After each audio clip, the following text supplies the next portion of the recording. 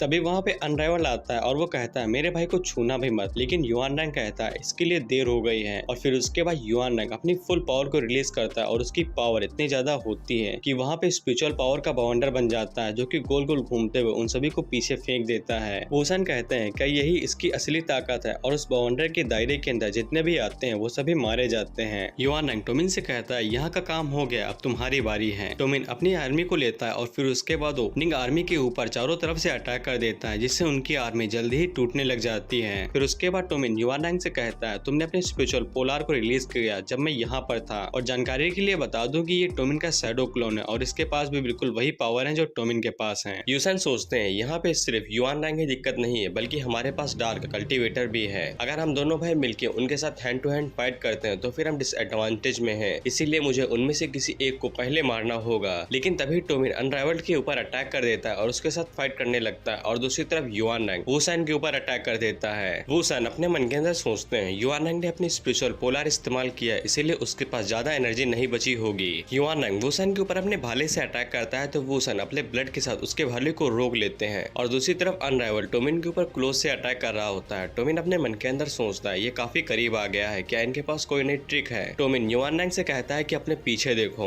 और फिर उसके बाद युआन नंग अपने विंड पावर का इस्तेमाल करते हुए वुसन का एक हाथ उखाड़ लेता है और हंसते हुए कहता है, तुम्हें कैसा लगता है जब तुम अपनी गलती से सीखते हो। वुसन अपने मन के अंदर सोचता है, तुमने मुझे वो ट्रिक इस्तेमाल करने के लिए मजबूर कर दिया है। युआन नंग ने जो हाथ पकड़ा होता है वो अचानक से फट जाता है, और उसका जो खून होता है वो युआन नंग के ऊपर बुरी तरीके से लग जाता है। वुसन अपने छोटे भाई से कहते हैं कि हमें यहाँ से निकलना होगा, हम लोग इस हालत में अपना बदला नहीं ले सकते। और फिर उसके बाद वो अपनी आर्मी को लेके वहाँ से निकल जाते हैं। टोमिन युआन नंग से पूछता है, क्या तुम ठीक हो। युआन नंग कहता है, बस स्पिरिचुअल आर्मर थोड़ा सा डैमेज हुआ है। लेकिन तभी युआन नंग वहीं पे बेहोश होकर गिर जाता है। फिर उसके बाद वहाँ पे टोमिन भागते हुए आता है असली वाला, और टोमिन का जो शैडो क्लोन होता है वो असली वाले टोमिन को युआन नंग दे देता है। और फिर उसके बाद टोमिन युआन नंग को अपने घोड़े पे लाद देता है और अपने घोड़े से कहता है, भीड़ को अवॉइड करते हुए तुम सीधा गेट की तरफ चले जाओ और इसे सही सलामत वहाँ पे छोड़ देना। फिर उसके बाद टोमिन का घोड़ा युआन नंग को वहाँ से लेके निकल जाता है, और फिर उसके बाद टोमिन अपने शैडो क्लोन को अपने अंदर एब्जॉर्ब कर लेता है और अपने स्पिरिचुअल फॉर्म में आके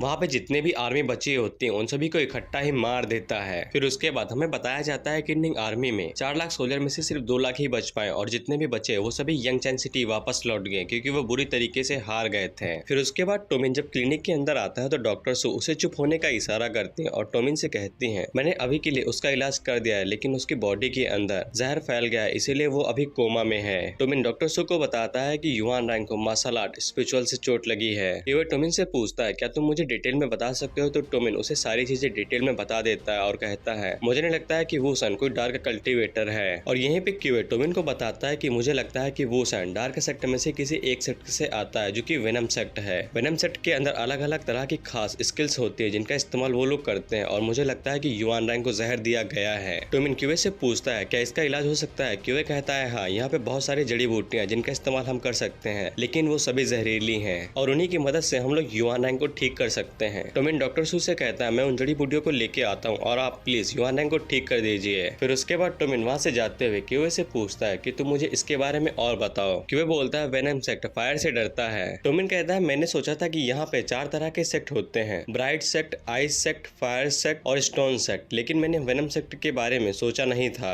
क्यूए कहता है, हाँ, मैंने ये कभी भी नहीं सोचा था, लेकिन मुझे लगता है कि तुम्हारे डार्क कल्टीवेटर्स उनके दुश्मन ही नहीं है। और फिर क्यूए कहता है, लेकिन यहाँ पे ऐसे बहुत सारे लोग हैं जो कि चारों सेक्ट की प्रैक्टिस करते हैं, जैसे कि युआन नंग, और उनमें से बहुत से ऐसे भी हैं जो कि सिर्फ एक ही सेक्ट की प्रैक्टिस करते हैं। अच्छा, इसीलिए मैं सोचो कि युआन नंग इतना ज्यादा पावरफुल कैसे है, साले ने चारों सेक्ट की प्रैक्टिस कर रखी है। टोमिन कहता है, अब जब तुमने मुझे ये याद दिला दिया है तो फिर ग्यू की स्पेशल पावर काफी ज्यादा आग की तरह मिलती है, तो फिर क्या ऐसा हो सकता है कि उसका सेक्ट फायर सेक्ट हो और मैंने उसे कभी अपनी डार्कनेस ऑफ फायर से चोट भी नहीं पहुंचाई है। कि वे उसे कहता है कि तुम्हारी डार्कनेस ऑफ फायर उसे चोट पहुंचा सकती है क्योंकि तुम्हारी सारी darkness of fire living being के ऊपर काम करती है और उन्हें वो जला के राख कर सकती है। लेकिन इतना भी जनरल वुसन को हराने के लिए काफी नहीं होगा। फिर उसके बाद हम लोग युआन नंग को देखते हैं, उसके ऊपर एक्यूपंक्चर स्किल का इस्तेमाल करते हुए जहर निकालने की कोशिश की जा रही होती है, लेकिन उसकी बॉडी के अंदर जहर अभी भी घुसा होता है। वो लड़की डॉक्टर सू से कहती है कि इसके ऊपर मेडिसिन काम नहीं कर रही है। डॉक्टर सू वहाँ से जाते हुए कहते हैं, तुम इसका ख्याल रखो, मैं दूसरी मेडिसिन लेके लेके आती हूँ। अगले सीन में हम लोग क्यूए को देखते हैं जो कि एक कमरे में आगे के प्लान के बारे में सोच रहा होता है। तभी उसके पास डॉक्टर सू आते हैं और उससे कहते हैं मुझे तुमसे कुछ बात करनी है, क्या तुम्हारे पास टाइम है? फिर उसके अगले सीन में हम लोग उन दोनों भाइयों को देखते हैं जो कि यंगचेन सिटी के अंदर होते हैं। उनके पास जोंग टियान आता है और उनके लिए खाना भी लेके आता है और उनसे कहता है अभी तुम दोनों की हालत काफी खराब है, इसीलिए हमें एक दूसरे को सपोर्ट और हेल्प कर देनी चाहिए। और जोंग टियान वहाँ से जाते हुए सोचता है ये साले बेवकूफ है, इन्होंने कुछ भी नहीं किया और यहाँ तक कि अपना एक हाथ भी गवा दिया। तुम दोनों ठीक तो हो, लेकिन क्या तुम मेरी मदद करने की कोशिश कर रहे हो या फिर मुझे मारने की?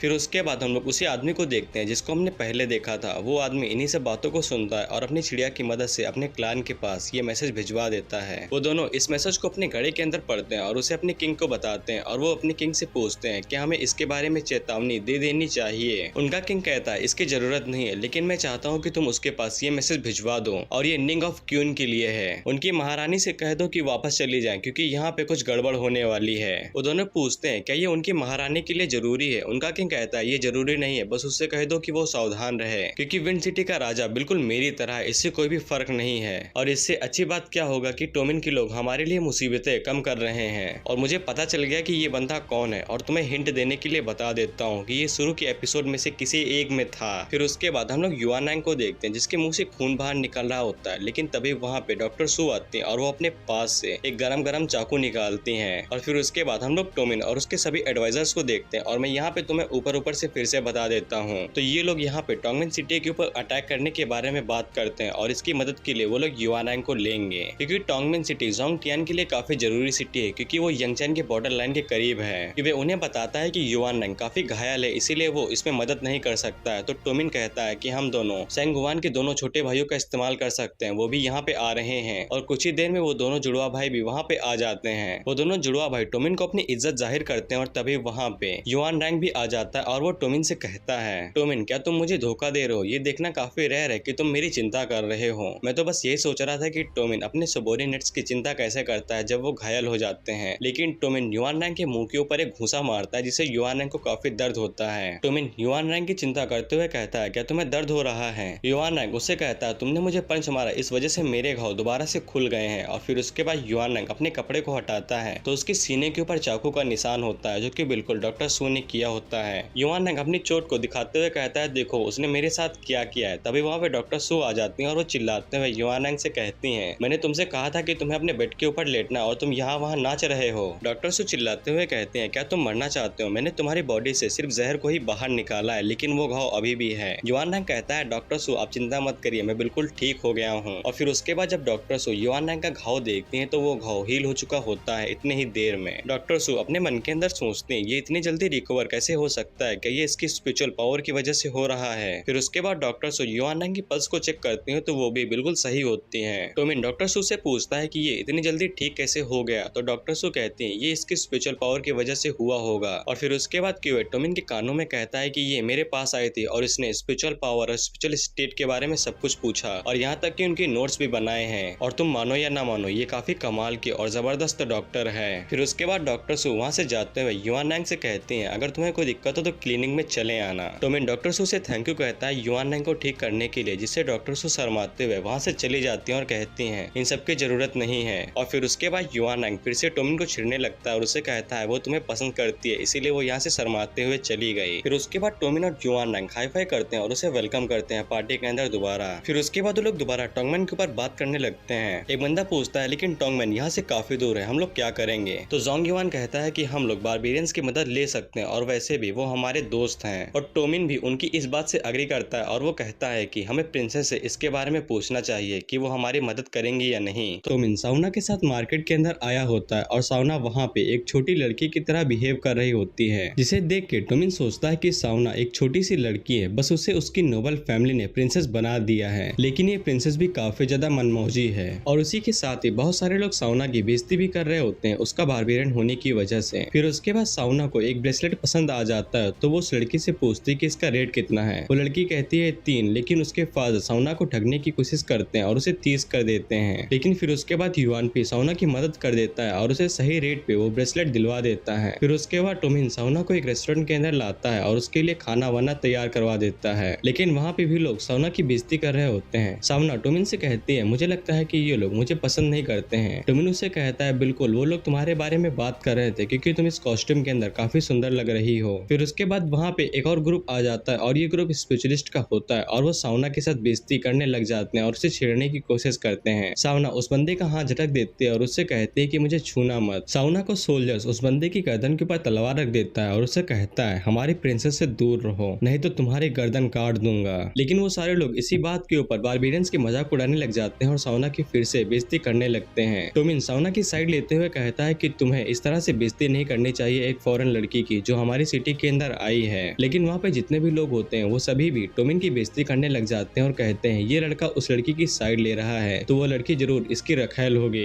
उसके बाद टोमिन उनकी बेइज्जती करते हुए कहता है कि तुम सभी लोग घटिया किस्म के लोग हो। ये बारबेरियन सैकड़ों दूर से हमारे पास आए हैं हमारी मदद करने के लिए और तुम लोग इसके बदले में इनकी बेइज्जती कर रहे हो। तुम लोगों को खुद के ऊपर शर्म आनी चाहिए। जिससे उन सभी लोगों की बोलती बंद हो जाती है और फिर उसके बाद वो बंदा अपनी शॉट बाहर निकाल लेता है और उसकी शॉट में स्पिरिचुअल पावर झलक रही होती है। टोमिन अपने मन के अंदर सोचता है अच्छा तो ये कल्टीवेटर है इसीलिए ये इतना उछल रहा था लेकिन इसकी कल्टीवेशन मेरे सामने कुछ भी नहीं है। टोमिन उससे कहता भी है कि तुम यहाँ से दूर रहो नहीं तो तुम्हारी खैर नहीं। लेकिन वो बंदा कुछ ज्यादा ही उड़ रहा होता है तो टोमिन अपना टाइगर बाहर निकालता है और जंप करते हुए दूसरी साइड पे चला जाता है और हम लोग देखते हैं कि टोमिन ने उस बंदे का मुंडन कर दिया होता है। लेकिन वो बंदा अभी भी टोमिन के साथ कुछ ज्यादा ही झिझक रहा होता है तो टोमिन उस रेस्टोरेंट के ओनर से कहता है कि याद रखना जिस लड़के का नाम टोमिन है वो तुम्हारी टूटी हुई खिड़की के लिए पैसा देगा। थोड़ी देर में वो बंदा खिड़की को तोड़ते हुए जमीन पे आके गिरता है। सावना अपने मन के अंदर सोचती है टोमिन कितना ज्यादा ताकतवर है उसने खुद से बड़े और ताकतवर इंसान को उठा के बाहर फेंक दिया। फिर उसके बाद टोमिन सावना को लेके रेस्टोरेंट से बाहर आ जाता है। सावना टोमिन से कहती है मैं चाहती हूँ कि तुम मुझे अपनी लैंग्वेज के कुछ सेंटेंस सिखा दो। मेरा हमेशा मजाक बन जाता है क्योंकि मुझे तुम्हारी लैंग्वेज नहीं आती है। टोमिन उससे कहता है ठीक है मैं तुम्हें सिखा दूंगा। सावना उससे कहते हैं मुझे नहीं पता कि तुमने क्या कहा था लेकिन मुझे इतना महसूस हुआ कि तुम मेरे लिए फाइट कर रहे थे और मैं हमेशा तुम्हारे लिए मुसीबतें खड़ी कर देती हूँ। टोमिन उससे कहता है कि तुम मेरी प्रिंसेस हो इसीलिए मुझे कोई दिक्कत नहीं होती है और वैसे भी वो लोग इसलिए चैलेंज कर रहे थे क्योंकि तुम खूबसूरत हो। सावना उससे पूछती है क्या मैं सच में खूबसूरत हूँ। टोमिन उससे कहता है हाँ तुम सच में खूबसूरत हो। और फिर उसके बाद सावना वहीं पे टोमिन के गालों पे किस कर देती है उसे रिवॉर्ड के तौर पे।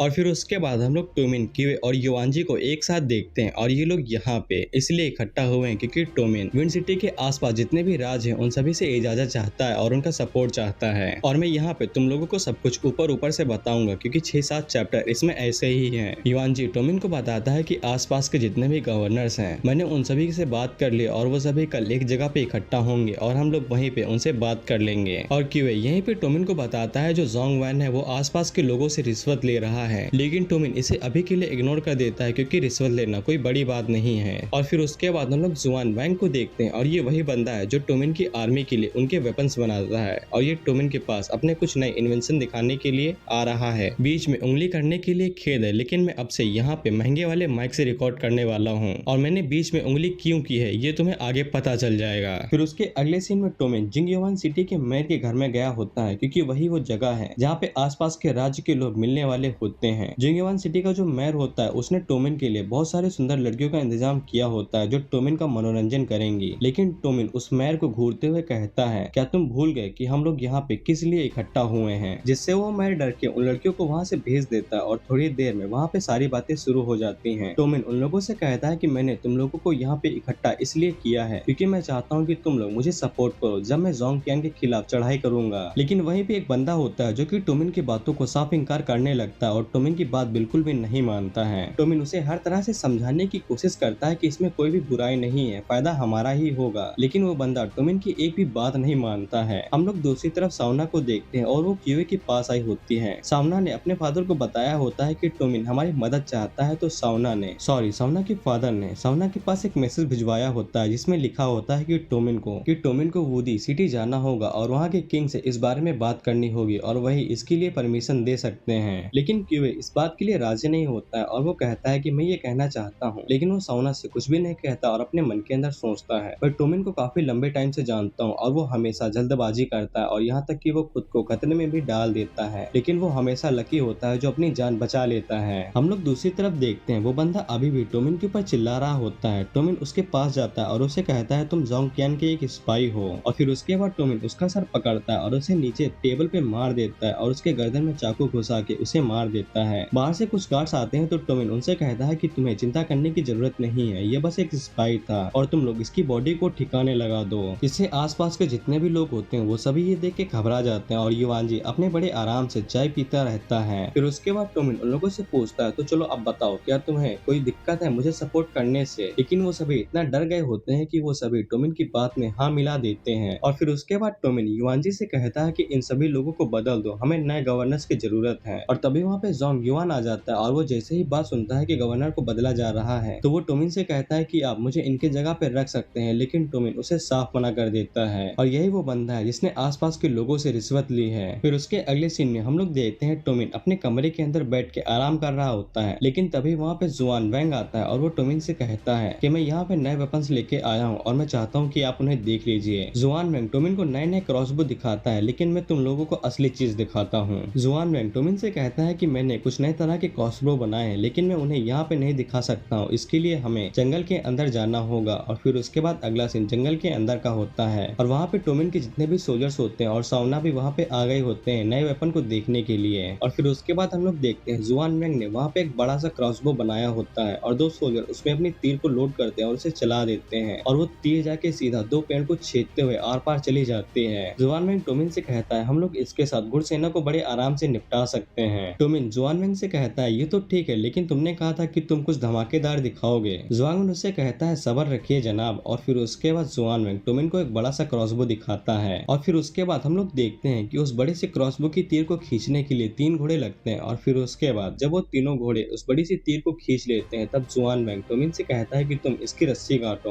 और फिर उसके बाद टोमिन जैसे ही उस रस्सी को काटता है तो वो तीर दूर जाके एक पहाड़ के ऊपर लगता है और उस पहाड़ में छेद हो जाता है, जिसे देख के टोमिन काफी ज्यादा खुश हो जाता है और जुआन वैंग से कहता है कि तुमने ये क्रॉसबो कितने बनाए हैं? जुआन वैंग कहता है कि मैंने इन्हें 3 ही बनाया है। तो टोमिन उससे कहता है कि तुम जितने ज्यादा बना सकते हो उन्हें बना दो और मैं इसके लिए तुम्हें पैसे लोग और मटेरियल भेज दूंगा। और फिर उसके अगले सीन में हम लोग देखते हैं कि टोमिन साउना के साथ वूडी सिटी जा रहा होता है। टोमिन साउना के साथ वूडी सिटी जा रहा होता है रेगिस्तान के रास्ते। अब क्योंकि वो लोग रेगिस्तान के रास्ते से जा रहे होते हैं इसीलिए उन्हें काफी गर्मी लग रही होती है। साउना कहते हैं कि मुझे शावर लेने का मन कर रहा है तो उसका गार्ड उससे कहता है कि यहाँ पे ओसिस नाम की एक छोटी सी लेक है, आप वहाँ पे थोड़ा सा रुक सकती हैं, लेकिन मुझे नहीं लगता है कि वो लेक इतनी बड़ी है कि आप उसमें शावर ले सकें। और फिर उसके बाद हम लोग देखते हैं जो लेक वहाँ पे होती है वहाँ पे एक और ग्रुप होता है और वो टोमिन के ग्रुप को आता हुआ देखकर कहता है ये काफी अजीब बात है कि वो लोग इस तरफ आ रहे हैं और उनके पहनावे को देख के ऐसा नहीं लगता है कि वो लोग वूडी सिटी के रहने वाले हैं। और फिर उसके बाद जब साउना उस लेक को देखती है तो वो लेक सच में काफी ज्यादा छोटी होती है। टोमिन साउना से माफी मांगता है क्योंकि उसकी वजह से साउना को काफी कुछ सहना पड़ रहा है। साउना कहते हैं मैंने तुमसे ये कभी भी नहीं कहा कि मैं इसकी वजह से सफर कर रही हूँ। टोमिन उससे कहता है ये सब तुम्हारे चेहरे पे साफ दिख रहा है, इसीलिए तुम्हें झूठ बोलने की जरूरत नहीं है। साउना उससे कहते हैं मुझे माफ कर दो, मुझे नहीं लगता है कि वूडी सिटी का किंग मेरी वजह से तुम्हें परमिशन देगा। टोमिन साउना से कहता है मुझे इससे फर्क नहीं पड़ता है और वैसे भी तुमने मेरे ऊपर काफी एहसान किए हैं और मैं किसी न किसी दिन तुम्हें ये सारे एहसान चुका दूंगा। साउना टोमिन से कहते हैं कि तुम मेरे एहसान इतनी आसानी से नहीं चुका सकते हो, इसके लिए तुम्हें काफी कुछ करना पड़ेगा। फिर उसके बाद साउना अपने बाल खोलते हुए कहती है मुझे काफी पसीना आ रहा है तो चलो मैं शावर नहीं ले सकती हूँ, कम से कम अपना चेहरा तो धुल ही सकती हूँ। और फिर उसके बाद जब साउना अपना चेहरा धुलती है तो टोमिन उसे ही देखे जा रहा होता है। फिर उसके बाद जब साउना अपना चेहरा धो रही होती है तब एक बंदा साउना के सोल्जर से पूछता है तुम लोग पक्का वूडी सिटी से नहीं हो, क्योंकि तुम्हारे कपड़ों से देख के लगता है और मुझे पूरा यकीन है कि तुम लोग जरूर फेंग आर्मी की तरफ से हो गए या फिर फेंग सिटी से, क्योंकि मैंने काफी सारा मर्चेंट्स को देखा है जो यहाँ से जाते हैं लेकिन उनमें से कोई भी निंग या फिर फेंग आर्मी का नहीं होता है। और फिर उसके बाद हम लोग चेंजिंग को देखते हैं जो कि दूरबीन लगा के एक ग्रुप को आते हुए देखता है और वो ग्रुप अपने हाथों में वेपन भी लिए होता है। चेंजिंग सटाक से टोमिन के पास जाता है और उससे कहता है बॉस कुछ गड़बड़ होने वाली है और वो लोग अपना वेपन ऊपर उठाए हुए थे। फिर उसके बाद जब वो ग्रुप वहाँ से जा रहा होता है तभी वो लुटेरे को ग्रुप उनके ऊपर हमला कर देता है। युआन टोमिन से कहता है कि वो सब लुटेरे हैं। टोमिन उनसे कहता है ये कोई बड़ी बात नहीं है, हमें यहाँ से चलना चाहिए, उनसे हमारा लेना देना नहीं है। साउना टोमिन से कहते हैं कि हमें उनकी मदद कर देनी चाहिए, नहीं तो वो सभी लोग मारे जाएंगे। लेकिन टोमिन वहाँ से बिना कुछ कहे चला जाता है। साउना अपने मन के अंदर सोचती है टोमिन आखिर करने की सोच क्या रहा है, वो लोग मारे जाएंगे और इससे हम भी उनके निशाने पे आ सकते हैं और वो हमें आसानी से जाने नहीं देंगे। फिर उसके बाद दो सारे लुटेरे वहाँ पे आते हैं और उन्हें एकदम से मारने लग जाते हैं और वो जो मर्चेंट्स होते हैं वो बेचारे कुछ कर ही नहीं पा रहे होते हैं। लेकिन तभी उनमें से एक मर्चेंट उन लोगों से कहता है कि तुम मुझे अपने लीडर के पास ले चलो, मुझे उनसे बात करनी है। उन लुटेरों का लीडर उसके सामने आता है और उससे कहता है तुम काफी चालाक इंसान हो, मैं सीधा कहता हूँ मुझे अपने सारे पैसे और घोड़े दे दो और यहाँ से चुपचाप चले जाओ। लेकिन वो मर्चेंट इसके लिए मना कर कर देता है तो वो लीडर उसे मार देता है। युआन नैंग उस लीडर की तरफ देखते हुए सोचता है ये रूथलेस है लेकिन इसकी कल्टीवेशन कोई बड़ी चीज नहीं है। और फिर उसके बाद एक बंदा उस लीडर से बता देता है कि वहाँ पे एक और ग्रुप है। और फिर उसके बाद टोमिन चेंजिंग से कहता है कि उन लोगों ने हमें देख लिया इसीलिए काम पे लग जाओ। और फिर उसके बाद चेंजिंग का ग्रुप वहाँ से गायब हो जाता है। साना उसे कहती है तुमने उन्हें कहाँ पे भेज दिया, तुम करने की क्या सोच रहे हो। टोमिन उसे कहता है तुम ये जल्दी ही जान जाओगी। वो लीडर साना के सोल्जर से पूछता है तुम लोग क्या छुपा रहे हो। वो सोल्जर उससे कहते हैं हम कोई मर्चेंट नहीं है, तुमने उन्हें लूटा और मार दिया, बस काम खत्म हुआ और हमारा तुमसे कोई भी लेना देना नहीं है। वो लीडर उनसे पूछता है क्या तुम लोग बेसिया से हो और तुम लोग वूडी क्या लेके जा रहे हो। उसके सोल्जर कहते हैं हम लोग कुछ लेके जा रहे हैं। सावना उस लीडर से कहती है अपनी औकात में रहो, इससे तुम्हारा कोई भी लेना देना नहीं है और वैसे भी तुम कुछ ज्यादा ही कर रहे हो। सावना को सोल्जर सावना के सामने आ जाता है और उस लीडर से कहता है तुम्हारे लिए अच्छा यही होगा कि तुम इस लड़की से दूर रहो, नहीं तो तुम्हारे टुकड़े कर दिए जाएंगे। वो लीडर अपना वेपन उस सोल्जर की तरफ करते हुए कहता है मैं तुझे मार दूंगा कमीने, इससे कोई फर्क नहीं पड़ता है कि तू बेसिया से है या फिर वूडी से है। और फिर उसके बाद वो दोनों सोल्जर्स अपना स्पिरिचुअल आर्मर पहन लेते हैं। वो लीडर कहता है कल्टिवेटर क्या तुम मुझे डराना चाहते हो। और फिर उसके बाद वो लीडर कहता है टाइगर वॉरियर बाहर आओ। और इतना कहने से ही झाड़ियों के अंदर से एक मॉन्स्टर टाइप का बंदा बाहर निकलता है जो कि एक कल्टिवेटर होता है और उसके पास एक बड़ा हथौड़ा भी होता है। वो लीडर उस टाइगर वॉरियर से कहता है कि इन दोनों का सर उड़ा दो। टाइगर वॉरियर उनके ऊपर अपने हथौड़े से अटैक करता है तो वो इतना ताकतवर होता है कि जमीन ही हिल जाती है और ये टाइगर वॉरियर काफी ताकतवर होता है। टोमिन युआन नैंग से पूछता है इसकी स्पिरिचुअल स्टेट क्या है। युआन नैंग कहता है इसकी स्पिरिचुअल स्टेट इतनी बुरी भी नहीं है, ये अपनी स्पिरिचुअल एसेंस पर है। टोमिन अपना टाइगर बाहर निकालते हुए कहता है मुझे नहीं लगता है कि हमारे लोग इनके ऊपर टिक पाएंगे। वो दोनों गार्ड अपनी शॉट से टाइगर वॉरियर के ऊपर अटैक करते हैं लेकिन उसके शॉट से भी उन्हें कुछ नहीं होता है और टाइगर वॉरियर उनके ऊपर पंच मार के उन्हें पीछे फेंक देता है। वो सोल्जर अपने मन के अंदर सोचता है ये नामुमकिन है, हम इसके सामने टिक ही नहीं सकते हैं, ये इतना बड़ा है और इसके पास एक मॉन्स्टर जितनी ताकत है, हमारा कोई चांस ही नहीं है कि हम इसके खिलाफ खड़े हो सकें। फिर उसके बाद वो लीडर सावना से कहता है छोटी लड़की तुम रजिस्ट करना बंद कर दो, तुम यहाँ से निकल नहीं सकती हो। तो टोमिन उस लीडर को घूर के देख रहा होता है और अपने मन के अंदर सोचता है ये पक्का मरेगा, इसकी हिम्मत कैसे हुई मेरे सामने मेरी लड़की के ऊपर लाइन मारने की। उस लीडर के साथ जो साथी होता है वो टोमिन से कहता है तू क्या देख रहा है कमीने स्लेव। सावना उस सोल्जर को लेक से बाहर निकालती है और उससे पूछती है क्या तुम ठीक हो। वो सोल्जर कहता है ये मेरी किस्मत है कि मैं उसका हिट खाने के बाद भी अभी भी जिंदा हूँ। वो लीडर सावना की तरफ बढ़ने लगता है तो वो सोल्जर सावना के सामने आ जाता है और कहता है प्रिंसेस आप पीछे रहिए। वो लीडर उस सोल्जर के ऊपर अटैक करने वाला होता है लेकिन तभी टोमिन उस सोल्जर की तलवार के ऊपर पत्थर मारता है जिससे वो तलवार जाकर उस लीडर के साथ जो बंदा होता है उसके गर्दन के ऊपर लगती है और वो मारा जाता है। टोमिन हंसते हुए उस लीडर से कहता है देखो तो तुम्हारी तलवार ने तुम्हारे खुद के ही आदमी को मार दिया। वो लीडर टोमिन के ऊपर चिल्लाने लगता है तो टोमिन उसे इग्नोर करते हुए सावना से कहता है कि तुम अपने सोल्जर को लेके यहाँ से थोड़ी दूर हट जाओ, बाकी सब मुझ पे छोड़ दो। जिससे वो लीडर गुस्सा होकर टोमिन के ऊपर अटैक करता है लेकिन टोमिन उसकी पेट के ऊपर एक जोरदार घूंसा मारता है और एक ही घूंसे के साथ उसकी आंखें बाहर आ जाती हैं। और फिर उसके बाद टोमिन उस लीडर के सर को पकड़ता है और उसके ऊपर चला जाता है और वहीं से अपनी डार्कनेस ऑफ फायर को रिलीज करता है और उससे कहता है सायोनारा हरामी। और फिर टोमिन उसे मार देता है। युआन नैंग बाहर निकलता है और टोमिन से कहता है क्या अब हम लोग इन कमीनों को मार सकते हैं हमारे लॉर्ड। टोमिन उससे कहता है ठीक है मार दो लेकिन टाइगर वॉरियर को मेरे लिए छोड़ दो। हम लोग देखते हैं तो सोल्जर अभी भी टाइगर वॉरियर के साथ फाइट कर रहे होते हैं। टाइगर वॉरियर अपने हैमर के साथ उन दोनों के ऊपर अटैक करता है लेकिन तभी टोमिन वहां पे आ जाता है और अपने साइड का इस्तेमाल करते हुए टाइगर वॉरियर के हैमर को आराम से ब्लॉक कर लेता है। फिर उसके बाद टोमिन अपने साइड को घुमाते हुए टाइगर वॉरियर के हाथ के ऊपर अटैक करता है और टोमिन की एक ही अटैक से टाइगर वॉरियर का जो आर्मर होता है वो डिस्ट्रॉय हो जाता है। टोमिन अपने मन के अंदर सोचता है इसका रिएक्शन काफी तेज था, ऐसे बहुत से कम लोग होते हैं जो कि इस तरह के अटैक को आराम से ब्लॉक कर सकें और यहाँ तक कि इसका स्पिरिचुअल एसेंस भी कमाल का है। इसके पास जरूर कुछ न कुछ है और मुझे दिखाओ कि तुम्हारे पास क्या है। फिर उसके बाद टाइगर वॉरियर टोमिन के ऊपर अपने हैमर से अटैक करता है तो टाइगर वॉरियर के हैमर के अंदर से फायर निकलती है। टोमिन अपने मन के अंदर सोचता है ये क्या कोइंसिडेंट है, ये तो फायर सेक्टर से है। और फिर उसके बाद टोमिन अपने साइड को अपने डैगर में बदल देता है। सावना कहते हैं टोमिन ने अपने साइड को ट्विन डैगर में क्यों बदल दिया, क्लोज रेंज में टाइगर वॉरियर के ऊपर अटैक करना और भी ज्यादा मुश्किल होगा। सावना को सोल्जर सावना से कहता है टोमिन जर्नल काफी कमाल के और वो क्लोज कॉम्बैट में काफी अच्छे से काम करेंगे। टोमिन अपने साइड को ट्विन डैगर में बदल लेता है। सावना अपने नौकर से पूछते है कि टोमिन ने ऐसा क्यों किया। उसका नौकर कहता है कि टोमिन क्लोज कॉम्बैट के मामले में काफी अच्छा है, अगर वो क्लोज रेंज में टाइगर वॉरियर के ऊपर अटैक करता है तो फिर इससे अटैक का असर काफी बढ़ जाएगा। और जैसा कि उस नौकर ने कहा टोमिन काफी तेजी से क्लोज रेंज में टाइगर वॉरियर के ऊपर अटैक कर रहा होता है। अब क्योंकि टोमिन की स्पीड काफी तेज होती है इसीलिए डॉस करने में टाइगर वॉरियर को काफी दिक्कत होती है। लेकिन टाइगर वॉरियर टोमिन के कंधे को पकड़ता है और उसे दबा के नीचे गिरा देता है। टोमिन अपने मन के अंदर सोचता है इसकी रिएक्शन स्पीड काफी तेज है, अगर मैं इसे सही से गाइडेंस दूं तो फिर ये मेरा पक्का असिस्टेंट बन सकता है। टाइगर वॉरियर जब अपने हाथ को देखता है तो टोमिन वहाँ से गायब होकर उसके पीछे चला जाता है और अपने साइड के साथ टाइगर वॉरियर के ऊपर अटैक करता है। लेकिन टाइगर वॉरियर तेजी से घूम के टोमिन के साइड को अपने हथौड़े में फंसा लेता है। अब क्योंकि टोमिन का साइड टाइगर वॉरियर के हथौड़े के अंदर फंसा होता है, इसीलिए टाइगर वॉरियर टोमिन को घुमाते हुए पीछे फेंक देता है और उसी के साथ ही अपने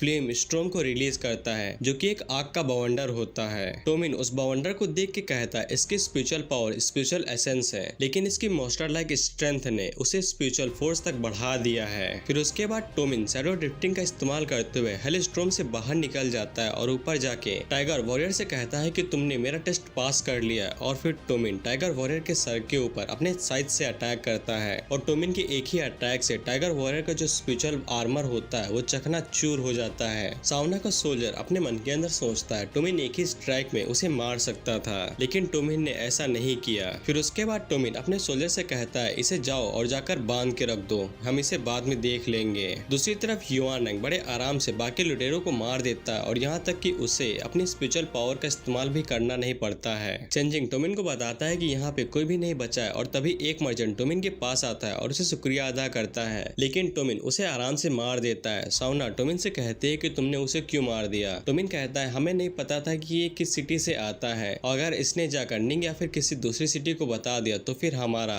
वुडी सिटी जाने का मतलब ही क्या होगा। एक डार्क कल्टीवेटर टोमिन के पास आता है और उससे कहता है कि टाइगर वॉरियर जाग गया है। टोमिन उससे कहता है ठीक है, और अगले सीन में हम लोग देखते हैं टोमिन टाइगर वॉरियर के पास जाता है और उससे कहता है तुम्हारे सारे साथी मारे गए हैं लेकिन तुम्हें नहीं मारा गया है, तो क्या तुम जानना नहीं चाहते हो कि हमने ऐसा क्यों नहीं किया। टाइगर वॉरियर कहता है क्योंकि तुम मुझे शर्मिंदा करना चाहते हो। टोमिन उससे कहता है मैं इतना बुरा नहीं हूँ, मैं तुम्हारी एबिलिटी को एडमायर करता हूँ, अगर तुम मेरे लिए फाइट करते हो तो फिर मैं तुमसे वादा करता हूँ मैं तुम्हें पैसा और सब कुछ दूंगा। टाइगर वॉरियर हंसते हुए कहता है तुम्हारे लिए फाइट करूँ, तुमने देखा है अपने बेसिया सिटी के फ्रेंड्स को, वो अपनी स्लेव के ऊपर स्लेव मार्क लगा के रखते हैं और हमें बिल्कुल भी इज्जत नहीं दी जाती है। टोमिन टाइगर वॉरियर को विश्वास दिलाता है अगर टाइगर वॉरियर टोमिन के लिए फाइट करेगा तो कोई भी उसे स्लेव के तौर पे नहीं देखेगा और उसे इज्जत और पैसा दोनों मिलेगा और टोमिन उसे उसके भाई की तरह ट्रीट करेगा। टाइगर वॉरियर कहता है ठीक है, मैं तुम्हारे लिए फाइट करूंगा। टोमिन उसकी रस्सियां काट देता है और उससे कहता है जब तक तुम मेरे साथ रहते हो कोई भी तुम्हारी बेइज्जती नहीं करेगा। फिर उसके बाद टोमिन अपने सोल्जर से कहता है कि कोई इसे आकर सोल रिकवरिंग पिल दो। चेंजिंग टोमिन से पूछता है क्या हम लोग इसके ऊपर विश्वास कर सकते हैं। टोमिन उससे कहता है मैं इसके ऊपर विश्वास करता हूँ, बस इतना ही काफी है। फिर उसके थोड़ी ही देर में वो लोग वुडी सिटी के काफी करीब पहुंच जाते हैं और उन्हें वुडी सिटी दिखने लग जाती है। टाइगर वॉरियर जैसे ही आर्मी का फ्लैग देखता है तो वो खुद को छुपाने लगता है। टोमिन उससे कहता है टाइगर वॉरियर तुम अब और ज्यादा स्लेव नहीं हो, तुम मेरे भाई हो, तो फिर तुम्हें आर्मी से किस बात का डर है और किसी के पास भी इतनी हिम्मत नहीं है कि कोई तुम्हें छू सके मेरी परमिशन के बिना। फिर उसके बाद जब सावना अपने सामने देखती है तब उसके सामने वुडी सिटी का प्रिंस आ रहा होता है, प्रिंस पावल, और वो सावना से पूछता है प्रिंसेस सावना आपकी ट्रिप कैसे गई। फिर उसके बाद प्रिंस पावल सावना का हाथ पकड़ते हैं और उसके हाथ पे किस कर लेते हैं जिससे टोमिन की जलती है। सावना पाउल को टोमिन से मिलवाते हैं जिससे पाउल अपने मन के अंदर सोचता है कि यही वो डीमन है जो लोगों को पलक झपकते ही मार देता है। फिर उसके बाद टोमिन पाउल को अपनी रिस्पेक्ट देता है क्योंकि वुडी सिटी का प्रिंस खुद उसे लेने के लिए आया है। फिर उसके बाद जब वो लोग एंट्रेंस गेट से अंदर जा रहे होते हैं तब उनका गेट काफी भारी भरकम होता है। तो टोमिन अपने मन के अंदर सोचता है अगर मैं इसे यहाँ पे लूटने आता हूँ तो फिर मैं इस गेट को कैसे तोड़ूंगा। ये हरामी यहाँ भी इस सिटी को लूटने के बारे में सोच रहा है। अगले सीन में हम लोग वुडी सिटी के किंग और टोमिन को देखते हैं। वुडी सिटी के किंग टोमिन से पूछते हैं तुम टोंगमन के ऊपर कब्जा करने के बाद क्या करोगे। टोमिन कहता है अगर मैं उसके ऊपर कब्जा कर लेता हूँ तो फिर मैं निंग आर्मी की जड़ों को मिटा दूंगा। किंग बोलते हैं मुझे तुम्हारी मदद क्यों करनी चाहिए। सावना कहती है अगर मैं तुम्हें अपनी टेरिटरी से जाने दूंगी तो फिर निंग आर्मी भी मेरे ऊपर रिवेंज कर सकती है। किंग कहते हैं सावना ये वुडी सिटी के किंग और टोमिन के बीच की बात है, इसीलिए तुम्हें इसमें नहीं बोलना चाहिए। टोमिन किंग से कहता है आप चिंता मत करिए, मैं इसके बदले में जरूर आपके लिए कुछ करूंगा। आप कितना सोना चांदी चाहते हैं मैं सब कुछ दे सकता हूँ। किंग कहते हैं सोना चांदी काफी अच्छी चीज है लेकिन इससे मैं अपनी सिटी को प्रोटेक्ट नहीं कर सकता हूँ अगर निंग आर्मी हमसे बदला लेने के लिए आती है। टोमिन फिर से अपने डेविल स्माइल करते हुए कहता है तो फिर मुझे क्या करना चाहिए आपकी परमिशन लेने के लिए, या फिर मैं कुछ भी कर दूं आप मुझे परमिशन नहीं देंगे। टोमिन की डेविल मुस्कुराहट देख के किंग काफी डर जाते हैं और वो सोचते हैं इसकी मुस्कुराहट भी काफी खतरनाक है। किंग कहते हैं मैं तुम्हें बिल्कुल परमिशन परमिशन दूंगा, लेकिन इसके बदले में तुम्हें मुझे अपने सोल्जर्स देने पड़ेंगे। टोमिन कहता है मैं अपने सोल्जर दे तो दूंगा, लेकिन आप उनका करेंगे क्या? वुडी सिटी के किंग बताते हैं कि वुडी सिटी के बगल में टिया सिटी है, जिसके पास काफी नेचुरल रिसोर्स हैं और यहाँ तक कि निंग आर्मी ने उनके साथ हाथ भी मिला लिया है और वो हमारे ऊपर कभी भी अटैक कर सकते हैं। इसीलिए टिया सिटी हमारे ऊपर अटैक करे इससे पहले मैं उनके ऊपर अटैक करके उनके ऊपर कब्जा करना चाहता हूँ। टोमिन इसके लिए मान जाता है और वो कहता है ठीक है, निंग आर्मी को निपटाने के बाद हम लोग टिया आर्मी को निपटा देंगे। वुडी सिटी के किंग कहते हैं मैं आपकी एबिलिटी को एडमायर करता हूँ, तो फिर आप कितने दिन में टॉगमैन के ऊपर कब्जा कर लेंगे अपने रिलायबल भाइयों के साथ? टोमिन कहता है मुझे इसके लिए कम से कम 3 महीने लगेंगे। वुडी सिटी के किंग कहते हैं क्या तुम्हें इसके ऊपर विश्वास है, तुम इतनी जल्दी कर लोगे? टोमिन कहता है मेरे पास काफी चालाक जर्नल्स हैं और यहाँ तक कि मेरे पास स्ट्रॉन्गेस्ट वॉरियर्स भी हैं। टोमिन युआन रैंक की तरफ इशारा करते हुए कहता है ये बंदा जो मेरे पीछे खड़ा है ये बवाल आदमी है। फिर उसके बाद हम एक गार्ड को देखते हैं जो कि किंग से कहता है मैं टोमिन के जनरल के साथ फाइट करना चाहता हूँ। वुडी सिटी के किंग टोमिन से पूछते हैं क्या वो कर सकता है? टोमिन कहता है मुझे नहीं लगता है कि ये इसके लिए अच्छा होगा। वो गार्ड हंसते हुए टोमिन से कहता है क्या हुआ, अभी तो तुम बहुत बड़ी बड़ी बातें कर रहे थे अपने गार्ड को लेके। टोमिन उससे हंसते हुए कहता है नहीं, मुझे बस इस बात की चिंता है कि मेरा गार्ड तुम्हारी चटनी बना देगा। वुडी सिटी के किंग अपने मन के अंदर सोचते हैं टोमिन ये जो तुम कह रहे हो बस तुम ये बकवास कर रहे हो, ये सच ना हो तो ज्यादा अच्छा है। फिर उसके बाद वुडी सिटी के किंग अपने गार्ड को परमिशन दे देते हैं। टोमिन युआन रैंक से कहता है देखो बिल्कुल भी दया मत दिखाना, कुत्ते की तरह पीटना लेकिन मारना नहीं। युआन रैंक वहाँ से जाते हुए कहता है तो चिंता काहे करो, तो हम सब कुछ देख ले। और युआन रैंक वहाँ से जाते हुए अपना वेपन टोमिन के हाथों में दे देता है। युआन रैंक वो सोल्जर के सामने खड़ा हो जाता है और अपने हाथों को चिटकाने लगता है। वो सोल्जर युआन रैंक से कहता है तुम अपना वेपन यूज नहीं करोगे, तुम कितने घमंडी हो। वो सोल्जर अपनी स्वॉर्ड के अंदर अपनी स्पिरिचुअल पावर को रिलीज करता है और कहता है मैं तुम्हारी चटनी बना दूंगा। और दूसरी तरफ युआन रैंक अपने हाथों में सिर्फ अपने स्पिरिचुअल आर्मर को समन करता है। सोल्जर युआन रैंक के ऊपर अपनी स्वॉर्ड से अटैक करता है तो युआन रैंक अपनी हाथ की मदद से उस स्वॉर्ड को साइड में कर देता है और उसके ऊपर पंच से अटैक करता है। वो सोल्जर अपने हाथ की मदद से युआन रैंक के पंच को रोकने की कोशिश करता है तो पीछे की तरफ बूम से प्रेशर जाता है और युआन रैंक के एक ही पंच से उस सोल्जर के हाथ का आर्मर चकनाचूर हो जाता है। युआन रैंक उसकी बेइज्जती करते हुए कहता है क्या हुआ, मैंने तो अभी तक अपनी फुल पावर को भी इस्तेमाल नहीं किया और तुम्हारे ऐसे ही पसीने छूट गए। वो सोल्जर दोबारा युआन रैंक के ऊपर अटैक करता है तो युआन रैंक उसकी शॉट को छीन लेता है और उसे तोड़ मरोड़ के गोल कर देता है। टोमिन उसे कहता है कि ऐसे ना करो यार, तुम बेइज्जती कर रहे हो उनकी। और फिर टोमिन वुडी सिटी के किंग से कहता है देख लो मैं बड़ी बड़ी बातें नहीं कर रहा था। वुडी सिटी के किंग कहते हैं हाँ मुझे यकीन हो गया, लेकिन क्या तुम्हें सच में यकीन है कि ये बंदा तुम्हारे अंडर कंट्रोल में है? टोमिन कहता है तुम इसकी चिंता मत करो, बस ये मेरे कंट्रोल में है। और फिर उसके बाद वुडी सिटी का किंग टोमिन से कहता है हमने आज रात प्रति भोज रखा है और मैं चाहता हूँ कि आप हमें ज्वाइन कीजिए। किंग टोमिन से पूछते हैं आप प्रिंसेस सावना और पाउल के बारे में क्या सोचते हैं? टोमिन पूछता है इसका मतलब क्या है? किंग कहते हैं मैं शायद से बेसिया सिटी जाऊं और वहाँ के किंग से प्रिंसेस सावना और पाउल की शादी के लिए रिक्वेस्ट करूं, लेकिन मुझे नहीं लगता है कि बेसिया सिटी का किंग इसके लिए अपनी सहमति जताएगा क्योंकि दूकी सिटी काफी ज्यादा कमजोर है। अगर हम टिया कंट्री के ऊपर कब्जा कर लें तो फिर शायद वो इन दोनों की शादी के लिए अपनी सहमति जता दें, लेकिन किसी भी कंट्री को ताकतवर बनाने के लिए काफी सेक्रीफाइस देने पड़ते हैं। टोमिन कहता है मुझे यकीन है कि आप कर लेंगे, आप ऐसे सेक्रीफाइस दे सकते हैं। किंग कहते हैं एक किंग होने के तौर पर मुझे नहीं पता है मेरा बेटा या पोता जीनियस है या नहीं, लेकिन मैं उनके लिए एक ताकतवर एम्पायर छोड़ के जा सकता हूँ। किंग टोमिन से कहते हैं मुझे पूरा यकीन है कि तुम भी विंड सिटी के किंग जरूर बन जाओगे। दूसरी तरफ सावना पाउल के साथ डांस कर रही होती है तो टोमिन की जलती है उन्हें देखकर। अगले सीन में टोमिन पैलेस के टेरेस के ऊपर खड़ा होता है, वहाँ पे सावना आती है तो टोमिन उससे पूछता है क्या तुम पाउल को पसंद करती हो? सावना कहती है पाउल काफी अच्छा है और उसके साथ रहने में कोई भी दिक्कत नहीं है, लेकिन तुमने ये अचानक से क्यों पूछा? टोमिन सावना को बताता है कि एल्डन के किंग ने तुम्हारे फादर के पास रिक्वेस्ट रखती थी कि वो तुम्हारी शादी उनकी बेटी के साथ करवा दें। सावना कहती है मैंने इसके बारे में फादर के मुंह से कभी कुछ नहीं सुना है और पाउल सच में काफी अच्छा है, लेकिन मैं उससे शादी नहीं कर सकती हूँ क्योंकि मेरे पास उसके लिए कोई भी फीलिंग्स नहीं है। सावना टोमिन से पूछती है कि तुम यहाँ पे क्या कर रहे हो? मुझे लगा कि तुम चले गए, मैं वहाँ पे ऐसे डांस नहीं कर सकती हूँ अगर तुम मुझे नहीं दिखोगे और मुझे लगा कि तुम यहाँ से चले गए। टोमिन सावना से पूछता है तुम्हें क्या हुआ है, तुम क्या सोच रही हो? सावना कहती है मैं दिन के बारे में सोच रही हूँ जब किंग ने कहा था कि वो फोर्सफुली टिया सिटी के ऊपर कब्जा करना चाहते हैं। मैं बस यही सोच रही हूँ कि वो कब्जा क्यों करना चाहते हैं और दोनों एक दूसरे के साथ बड़े आराम से भी तो रह सकते हैं ना।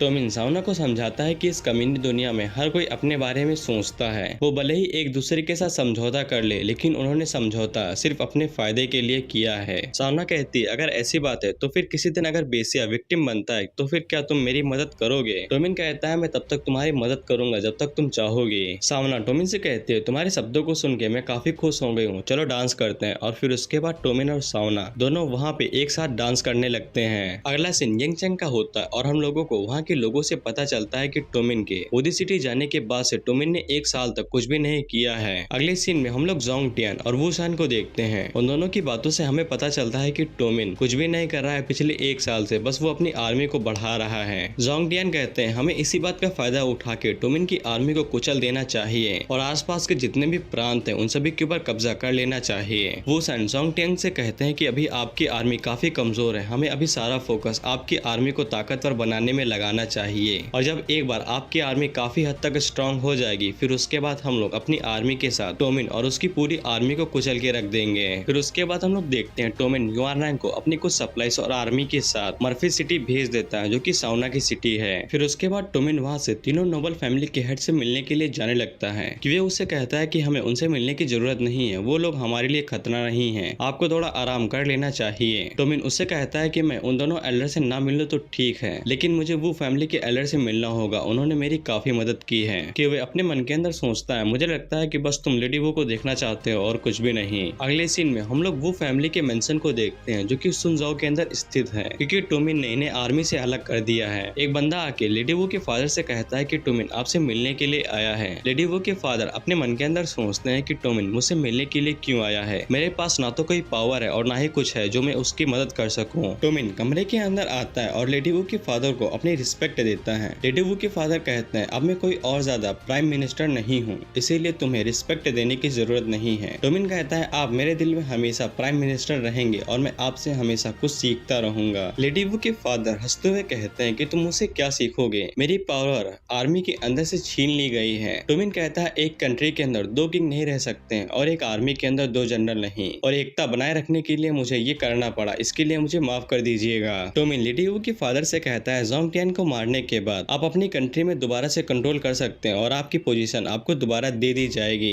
लेडी वो के फादर बोलते हैं, क्या सच में? टोमिन कहता है, बिल्कुल, आपके पास मेरे शब्द हैं और मैं आपको मना कैसे कर सकता हूँ। फादर कहते हैं, क्या तुम सच में किंग की गद्दे के ऊपर बैठना चाहते हो? टोमिन कहता है, आप सीधा सीधा कहिए, मैं ये नहीं जानता हूँ कि आप पूरे दिल से मुझे सपोर्ट कर रहे हैं या नहीं। फादर कहते हैं, मैं पूरे दिल से तुम्हें सपोर्ट कर रहा हूँ, जब तक वो फैमिली की रेपुटेशन और पावर वापस आ जाती है मैं कोई भी कीमत चुकाने के लिए तैयार हूँ। टोमिन पूछता है, लेडी वो कहाँ पे है? उसके फादर कहते हैं, वो है तो लेकिन। अगले सीन में हम लोग लेडी वो को देखते हैं जो काफी गुस्से में होती हैं और गुस्से से अपनी प्रैक्टिस कर रही होती हैं। टोमिन वहाँ पे ताली बजाते हुए आता है और कहता है, तुम्हारी शॉट स्किल काफी अच्छी हो गई है। लेकिन लेडी वो अपनी शॉट को अपनी कमान में रखती है और टोमिन को इग्नोर करते हुए वहाँ से चली जाती है। टोमिन वहाँ से जाते हुए कहता है, अगर लेडी वो मुझे देखना नहीं चाहती है तो फिर मुझे यहाँ से चले जाना चाहिए। लेकिन तभी लेडी वो पीछे घूम के गुस्से से कहते हैं कि मेरे कमरे के अंदर आओ, जिससे उनकी छोटी बहन हंसने लग जाती है। टोमिन कमरे के अंदर आता है और लेडी वो से पूछता है, क्या आप गुस्सा हैं क्योंकि मैंने आपके फादर को आर्मी से बाहर निकाल दिया है? लेडी वो कहती है, ऐसी बात नहीं है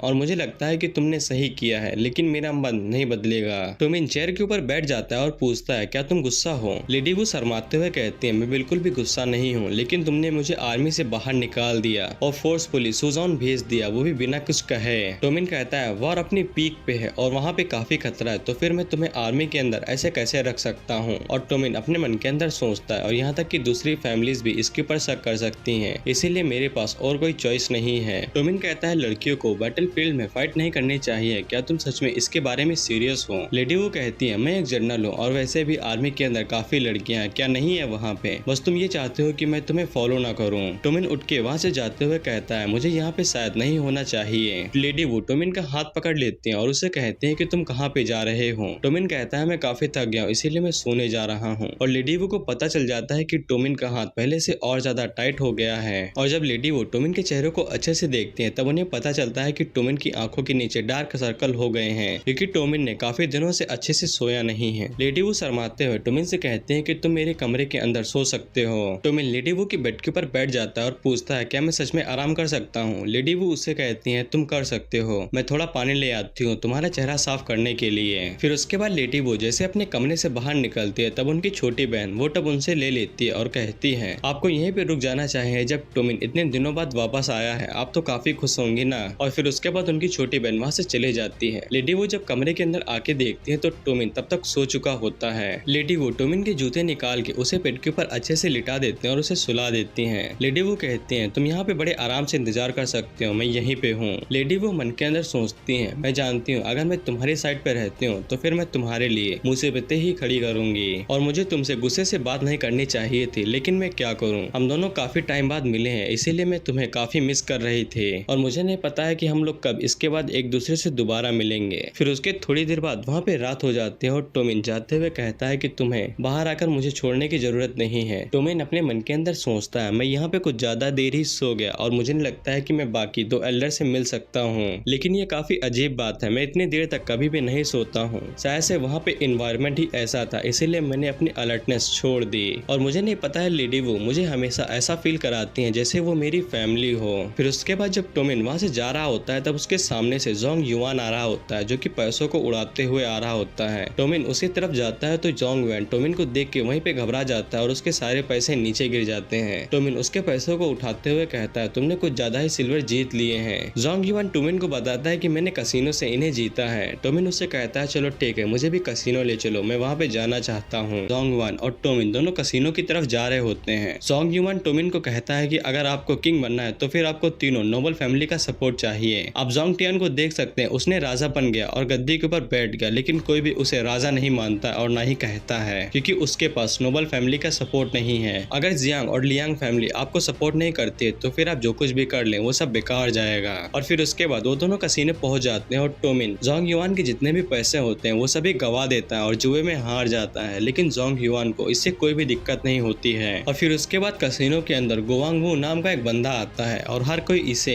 मनी लॉइस कह के बुलाता है क्योंकि ये अपनी फैमिली का जितना भी पैसा है वो सभी जुए में लगाता है और उसे उड़ा देता है। फिर उसके बाद गुआंग जाके एक टेबल पे जाता है और अपने 1000 सोने के सिक्के लगा देता है। वो पासे वाला अपने पास से घुमाता है तो इस बार बाजी गुआंग के दाव पे आती है और गुआंग उस शर्त को जीत जाता है और अपने 1000 को 2000 करके वहाँ से चला जाता है। फिर उसके बाद जब गुआंग वहाँ से जा रहा होता है तो टोमिन उसके पास आता है और उससे उसका नाम पूछता है। गुआंग कहता है मैं यहाँ पास ही में रहता हूँ और मेरा नाम गुआंग है, अगर तुम्हें मुझसे कोई भी काम हो तो फिर तुम मेरे पैलेस के अंदर आ सकते हो। फिर उसके बाद गुआंग वहाँ से चला जाता है। टोमिन अपने मन के अंदर सोचता है अगर मैं गलती नहीं कर रहा हूँ तो फिर ये जरूर एक कल्टीवेटर है और मैं इसे अपनी आर्मी के अंदर रिक्रूट कर सकता हूँ। अगले सीन में हम लोग टोमिन को युए और एल्जिया के साथ देखते हैं। युए टोमिन से कहता है मैं गुआंग को जानता हूँ, उसे उसकी फैमिली की तरफ से बहुत बड़ी जायदाद मिली है, लेकिन उसे ये बिल्कुल भी नहीं पता है कि फैमिली बिजनेस को कैसे चलाना है, इसीलिए वो पैसों को उड़ाता रहता है। टोमिन सोचता है लगता है मैंने उसे चुनने में गलती कर दी है, लेकिन युए टोमिन से कहता है लेकिन उसने अपना सारा पैसा ऐसे ही नहीं उड़ाया है, उसने अपनी कल्टीवेशन के ऊपर भी काफी पैसा खर्चा किया है और यहाँ तक कि उसकी कल्टीवेशन बेस भी काफी हाई है, लेकिन मुझे एग्जैक्ट इतना नहीं पता है कि उसकी कल्टीवेशन बेस कितना है। टोमिन युए से कहता है कि उसे यहाँ पे इनवाइट करो, मैं उसे अपनी आर्मी के अंदर ज्वाइन करवाना चाहता हूँ। टोमिन एल्जिया से पूछता है क्या कोई खबर है यंग चैन या फिर टोमिन के बारे में। एल्जिया टोमिन को बताती है कि टोंगमेन के अंदर कुछ भी नहीं बदला है, लेकिन यंग चैन के अंदर आर्म फोर्स काफी लगातार एकदम झटके से आगे बढ़ती जा रही है। एल्जिया आगे बताते है कि यंग चैन के अगल बगल में जितने भी राज्य हैं उनकी भी आर्म फोर्स को काफी बढ़ाया जा रहा है। फिर उसके बाद टोमिन वहाँ से जाते हुए कहता है कि मुझे उन दोनों नोबल फैमिली से मिलने जाना है और तुम्हें टोंगमेन और यंग चैन के ऊपर नजर रखनी है, अगर वहाँ पे कुछ भी होता है तो फिर तुम्हें मुझे तुरंत रिपोर्ट कर देनी है। फिर उसके बाद हमें बताया जाता है कि जियांग फैमिली के हेड ने टोमिन के साथ बड़े नरमी से बात की, लेकिन उनके अंदर नोबल फैमिली वाला खून अभी भी दौड़ रहा है और शकुनी मामा ने तो टोमिन से मिलने के लिए इनकार ही कर दिया, इसीलिए टोमिन अपने मेंशन में वापस आ गया। फिर उसके बाद जब टोमिन अपने मेंशन में आता है तब क्यूए वहाँ पे लंच कर रहा होता है। टोमिन कहता है वो दोनों खूंसट बुड्ढे काफी हरामी हैं। क्यूए कहता है वो हमारे लिए कोई भी खतरा नहीं है, इसीलिए तुम्हें चिंता करने की जरूरत नहीं है। फिर उसके बाद हम लोग टाइगर वॉरियर को देखते हैं। टोमिन उसे मो लैंग्वेज में कहता है अगर तुम चॉपस्टिक से अभी भी खाने में ठीक नहीं हो तो फिर तुम चम्मच का इस्तेमाल कर सकते हो। टोमिन क्यूए से पूछता है इसकी लैंग्वेज की स्टडी कैसी चल रही है। क्यूए कहता है मैंने इसे कुछ सेंटेंस सिखाए हैं, लेकिन मेरे पास दिन में ज्यादा टाइम नहीं रहता है, इसीलिए मैं किसी आदमी को ढूंढ रहा हूँ जो इसे लैंग्वेज अच्छे से सिखा सके और मैंने किसी को कह दिया है कि कोई इसके लिए कपड़े भी बनवा दे और जल्दी इसके कपड़े इसके पास आ जाएंगे। फिर उसके बाद एक बंदा वहाँ पे आता है और वो टोमिन से कहता है गुआंग नाम का एक बंदा आया है। टोमिन उससे कहता है ठीक है उसे मेन हॉल के अंदर भेज दो। फिर उसके बाद टोमिन गुआंग से मिलता है और उसे बताता है कि मैं यहाँ का गवर्नर हूँ, लेकिन गुआंग टोमिन को उसके नाम से बुलाता है तो युआनवू गुआंग से कहता है कि तुम हमारे किंग को ऐसे कैसे बुला सकते हो, लेकिन टोमिन युआनवू को शांत करता है और गुआंग से कहता है कि मैंने सुना है कि तुम्हारी स्पिरिचुअल मार्शल आर्ट काफी कमाल की है, क्या ये सच है या नहीं। गुआंग कहता है मेरी स्पिरिचुअल मार्शल आर्ट इतनी भी अच्छी नहीं है, ये तो बस अफवाह उड़ती रहती हैं। टोमिन गुआंग से कहता है मैं तुम्हारे साथ फाइट करना चाहता हूँ, तुम अपना वेपन अपने साथ नहीं लाए हो, तुम्हें कोई सा भी वेपन चुनना होगा जिसमें तुम अच्छे हो।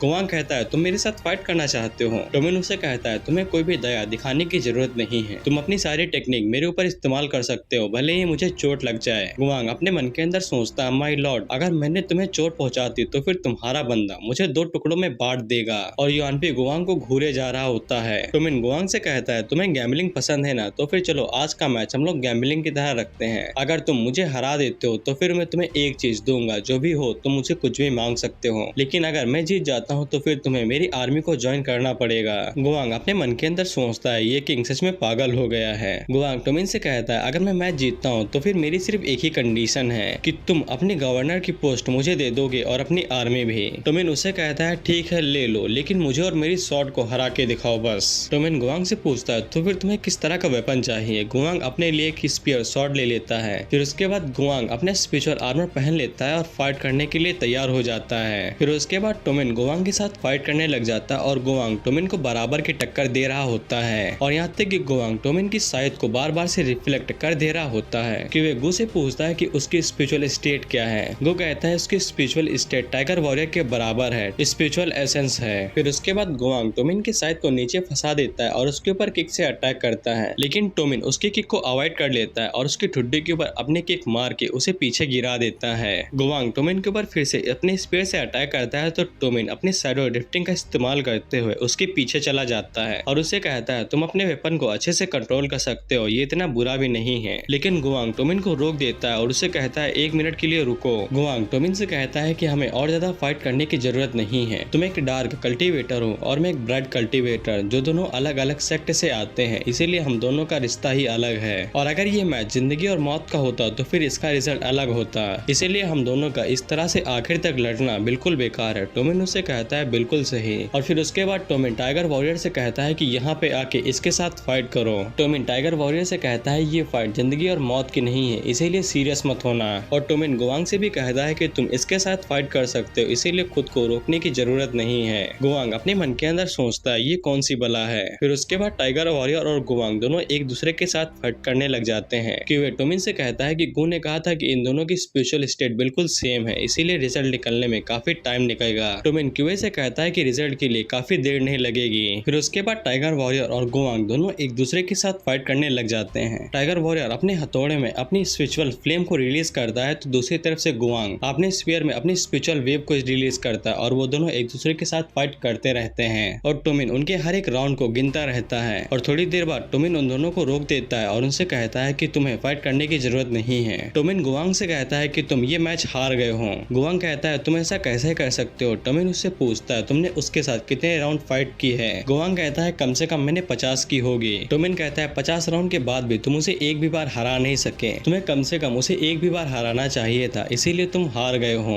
गुआंग भी टोमिन से बहस नहीं करता है और वो अपनी हार मान लेता है। टोमिन गुआंग से कहता है कि तुम अपने फैमिली बिजनेस को साइड में कर सकते हो और सिर्फ आर्मी के ऊपर फोकस करना है। गुआंग टोमिन से कहता है कि मैं काफी टाइम से आर्मी को ज्वाइन करना चाहता था, इसीलिए मुझे अपनी फैमिली बिजनेस की जरा भी चिंता नहीं है और मैं अपनी आखिरी सांस तक आपके लिए फाइट करता रहूंगा। टोमिन गुआंग से कहता है अगर तुम मेरी तरफ से फाइट करते हो तो फिर आर्मी और ज्यादा ताकतवर हो जाएगी और हम लोग जोंगटियान की जड़ों को उखाड़ फेंकेंगे। लिन कियो सिटी को देखते हैं और टोमिन ने इस सिटी के मेयर को ये मैसेज भिजवाया होता है कि अगर वो टोमिन के साथ जुड़ना चाहता है तो वो जुड़ सकता है, लेकिन वो मेयर टोमिन के मैसेंजर का गला कटवा के उसे मार देता है। फेंग ये सब कुछ देखता है और वो जाके टोमिन को इसकी रिपोर्ट कर देता है। टोमिन इस बात से काफी गुस्सा हो जाता है और सिटी के ऊपर अटैक करने के लिए वहाँ से निकलने लगता है कि वे उसे समझाता है कि उसने ये जानबूझ के किया होगा जिससे तुम्हें गुस्सा आ जाए और वो तुम्हारे ऊपर घात लगा के अटैक कर सकता है। लेकिन टोमिन क्यूए की बातों को इग्नोर करते हुए सिटी के ऊपर अटैक करने के लिए अपनी आर्मी लेके निकल जाता है। टोमिन जब सिटी के पास पहुंचता है तब सिटी के गेट के ऊपर एक भी गार्ड नहीं होता है और तभी एक बंदा आके टोमिन को बताता है कि टोमिन ने जो सामान अपनी आर्मी के लिए भिजवाया था जो कि टोंगमेन के बॉर्डर के ऊपर लगी हुई है, तो वो सामान निंग आर्मी के लोगों ने जला दिया है, जिससे टोमिन काफी ज्यादा परेशान हो जाता है। और तभी चेंजिंग टोमिन के पास आता है और उसे बताता है कि सिटी के अंदर कोई भी नहीं है। फिर उसके बाद टोमिन सिटी के अंदर जाता है और अपने सारे सोल्जर्स को काम पे लगा देता है। वो सारे सोल्जर सिटी का कोना कोना छान मारते हैं लेकिन उन्हें कोई भी इंसान नहीं मिलता है। एक नौकर वहाँ पे होता है और वो टोमिन को बताता है कि यहाँ के लोग पहले ही चले गए हैं, लेकिन कुछ लोग अभी भी हैं जो कि अपने घरों के अंदर छुपे हुए हैं। फिर उसके बाद टोमिन उस बंदे को एक सिल्वर कॉइन देता है और वहाँ से जाने को कहता है। फिर उसके बाद वहाँ पे एल्जिया आती है और वो टोमिन से कहती है कि मिस्टर क्यूए ने मुझे सख्त ऑर्डर दिया है कि मैं आपको रोकूं ये सब कुछ करने के लिए, और टोमिन भी एल्जिया की बात समझ जाता है, इसीलिए वो चुपचाप वहाँ से वापस लौट जाता है। फिर उसके 2-3 दिन बाद टोमिन अपनी आर्मी को दोबारा इकट्ठा करता है और जी चंग सिटी के ऊपर अटैक करने के लिए चला जाता है, क्योंकि वहीं पे वो मैर होता है जिसने टोमिन के मैसेंजर का गला काटा था। टोमिन अपनी आर्मी को लीड करके आगे बढ़ रहा होता है, तभी एक एरो आके जमीन पे लगता है। वो मैर ऊपर से कहता है कि आगे मत बढ़ना, नहीं तो अगला एरो तुम्हारे सीने के ऊपर लगेगा। मैर टोमिन को उंगली करते हुए कहता है तुम पूरा रास्ता भूखे ही आए होगे, क्योंकि मैंने तुम्हारा खाना पहले ही जला दिया था, और मैं तुम्हें सच में एडमायर करता हूँ क्योंकि तुम पूरा भूखे पेट यहाँ तक चलते हुए आए हो। टोमिन यूए से कहता है कि उसका सर खोल दो, एरो चलाओ। यूए मैर के ऊपर एरो शूट करता है तो वो एरो बस थोड़ा सा रह जाता है, नहीं तो मैर की मुंडी उड़ जाती। फिर उसके बाद टोमिन अपनी आर्मी से कहता है कि सीढ़ी लगाओ और दीवार के ऊपर चढ़ना शुरू कर दो, और फिर उसके बाद वहाँ पे इसी तरह से वॉर शुरू हो जाती है। और जब शाम हो जाती है और वॉर रुकती है तो टोमिन को काफी नुकसान हुआ होता है और उसके जितने भी सोल्जर्स होते हैं वो काफी मात्रा में मारे गए होते हैं। क्यूए टोमिन से कहता है कि जाहिर सी बात है हमें घाटा होगा, और उनके पास एडवांटेज भी तो है, और हमारे बड़े बड़े वेपन्स उनको आने में काफी टाइम लगेगा। चेंजिंग टोमिन से कहता है कि हम लोग रात में उनके ऊपर अटैक कर सकते हैं, मैं अपनी डार्क एरो टीम को ले जाके उनके ऊपर अटैक कर सकता हूँ। और टोमिन चेंजिंग को ये करने का ऑर्डर दे देता है, और फिर उसके बाद चेंजिंग जब अपनी टीम को ले जाके उनकी दीवारों के ऊपर चढ़ता है तब वहाँ पे काफी कम सोल्जर्स होते हैं, और जब चेंजिंग मेन दरवाजे को खोल के अंदर जाता है तो तभी उनके ऊपर बहुत सारे आग वाले एरो से अटैक होता है। वो मैर कहता है कि तुम्हें क्या लगा मुझे नहीं पता होगा तुम्हारे तरीकों के बारे में, आज मैं तुम सभी को जिंदा जला दूंगा। चेंजिंग अपनी टीम से कहता है कि अपनी स्पिरिचुअल पावर को इस्तेमाल करो और खुद को प्रोटेक्ट करो और यहाँ से तुरंत निकलो, लेकिन उन लोगों की हालत कुछ ज्यादा ही खराब हो जाती है क्योंकि वो लोग आग वाले गोलों से उनके ऊपर धमाके करने लग जाते हैं। फिर उसके अगले सीन में हम लोग चेंजिंग को हॉस्पिटल के अंदर देखते हैं, और टोमिन को इस बार भी मुक्की खानी पड़ती है क्योंकि टोमिन के काफी सारे सोल्जर्स मारे गए होते हैं और चेंजिंग की भी हालत बुरी हो गई होती है। चेंजिंग अपने घुटनों में बैठ के टोमिन से माफी मांगता है ये सब कुछ करने के लिए। टोमिन चेंजिंग से बस इतना ही कहता है कि इसमें तुम्हारी गलती नहीं है, क्योंकि मैं ही बेसब्र हो रहा था सक्सेसफुल होने के लिए, इसीलिए मुझे मुक्की खानी पड़ी। फिर उसके अगले दिन दोबारा टोमिन ने जीचंग सिटी के ऊपर अटैक किया, लेकिन टोमिन को दोबारा से मुक्की खानी पड़ी। उसके काफी ज्यादा सोल्जर्स मारे जा रहे होते हैं। टोमिन क्यूए के साथ इसी बारे में बात कर रहा होता है, लेकिन तभी वहाँ पे युआन वैंग आता है और वो टोमिन से कहता है कि आप रात में दोबारा अटैक कर सकते हैं। टोमिन युआन से कहता है कि हमने किया था और हमें मुक्की खानी पड़ी, तुम्हारे कहने का मतलब क्या है। युआन टोमिन को बताता है कि इस बार हम लोग 2 की टोली में अटैक करेंगे। हम लोग सबसे पहले वहाँ पे डेथ वॉरियर को भेजेंगे, जिनका काम उन लोगों को ये विश्वास दिलाना होगा कि हम लोग दोबारा नाइट अटैक नहीं करेंगे, और दूसरी बार में आप जाएंगे और उनके ऊपर नाइट अटैक करके मेन गेट को खोल देंगे और हम लोग इसी तरह से इस फाइट को जीत लेंगे। और टोमिन को ये प्लान काफी अच्छा लगता है, इसीलिए वो इसे एक्सेप्ट कर लेता है। और डेथ वॉरियर उन सोल्जर्स को कहते हैं जो कि वॉर के अंदर जाते हैं तो उनका काम सिर्फ मरना होता है, यानी उनके जिंदा वापस आने का कोई चांस नहीं। टोमिन अपने पास अपनी आर्मी के एक जनरल को बुलाता है और उसे डेथ वॉरियर बनने के लिए कहता है, और वो सोल्जर खुशी खुशी इसे एक्सेप्ट कर लेता है, और टोमिन इसके बदले में उसे सोना चांदी देता है। वो सोल्जर टोमिन से कहता है मैं अपना बलिदान अपने देश के लिए दे रहा हूँ, और अगर आप हमें रिवार्ड देना चाहते हैं तो फिर प्लीज ये हमारे परिवार को भिजवा दीजिए। फिर उसके बाद डेथ वॉरियर वहाँ पे जाते हैं और उनका काम खत्म हो जाता है। क्यूए टोमिन से कहता है कि अब तुम्हारे जाने की बारी आ गई है, लेकिन क्यूए अभी भी रोक रहा होता है। तो टोमिन उससे कहता है उन लोगों ने मेरे लिए अपनी जान दी है, तो फिर मैं ऐसे कैसे इस मौके को जाने दे सकता हूँ। और साउना भी उन दोनों की बात पीछे से खड़ी होकर सुन रही होती है। और फिर उसके बाद हम लोग वहाँ के मैर और उसके असिस्टेंट को देखते हैं। उसका असिस्टेंट हंसते हुए कहता है ऐसा नहीं लगता है कि वो लोग अब दोबारा वापस आएंगे, हमने उन्हें काफी अच्छे से मजा सिखाया है। वो मैर अपने सोल्जर से कहता है लेकिन तुम्हें फिर भी हाई अलर्ट पे रहना है, वो लोग कभी भी दोबारा अटैक कर सकते हैं। फिर उसके बाद वो मैर वहाँ से चला जाता है, और फिर उसके बाद हम लोग टोमिन को देखते हैं जो कि जीचंग सिटी के अंदर दाखिल होता है। और टोमिन जैसे ही मेन गेट से अंदर आता है तब वो देखता है कि उसके डेथ वॉरियर पहले ही मारे जा चुके हैं। और टोमिन अपने सोल्जर्स की ऐसी हालत देख के काफी गुस्सा हो जाता है, और फिर उसके बाद टोमिन अपने सोल्जर से कहता है कि मेन गेट को खोल दो। फिर उसके बाद टोमिन अपनी स्पिरिचुअल फॉर्म में आ जाता है और बहुत से सोल्जर्स उसके ऊपर फायर एरो से अटैक करते हैं, और दूसरी तरफ टोमिन अपने साइड के अंदर अपने एनर्जी कर्स को इकट्ठा करता है और उसे सामने की तरफ फेंकता है। एनर्जी कर्स सामने की तरफ जाके कुछ सोल्जर से लगता है और वहाँ पे धमाका होता है, और उसके कॉन्टैक्ट में जितने भी आते हैं वो सभी मारे जाते हैं। मेयर का जो सोल्जर होता है वो एनर्जी कर्स को देख के समझ जाता है कि टोमिन भी यहाँ पे आ गया है। वो सोल्जर टोमिन को देखता है तो टोमिन को फायर एरो छू भी नहीं पा रहे होते हैं, और तभी टोमिन का शैडो कर्स उस सोल्जर की तरफ आता है। तो वो सोल्जर टोमिन के शैडो कर्स के ऊपर लात मार के उसे टोमिन की तरफ फेंक देता है। वो शैडो कर्स टोमिन से जाके टकराता है तो टोमिन को जिससे भी काफी दिक्कत होती है। वो सोल्जर टोमिन से कहता है कि आज तुम्हारी जिंदगी का आखिरी दिन है। चेंजिंग अपने सोल्जर से कहता है कि दरवाजा खोलो और उन्हें सिग्नल दो कि वो लोग तैयार हो जाएं। क्यूवे उनके सिग्नल को देख लेता है और अपनी आर्मी से कहता है कि जाओ उनके ऊपर अटैक करो, और सावना भी टोमिन की मदद करने के लिए उन सोल्जर्स में से छुप के निकल जाती है। फिर उसके बाद बहुत सारे सोल्जर्स गेट के ऊपर अटैक करने लग जाते हैं, तो टोमिन उनके फायर बॉल को अपने साइड की मदद से डिस्ट्रॉय कर देता है। और जब टोमिन फायर बॉल्स को डिस्ट्रॉय कर रहा होता है तब वो लोग उसके ऊपर तेल भी डाल देते हैं, और फिर उसके बाद वो लोग जब टोमिन के ऊपर फायर एरो से शूट करते हैं तो टोमिन की बॉडी के ऊपर आग लग जाती है। लेकिन टोमिन पीछे मुड़कर चेंजिंग से कहता है कि बाकी सोल्जर्स को लो और यहाँ से वापस लौट जाओ और ये सब मेरे ऊपर छोड़ दो।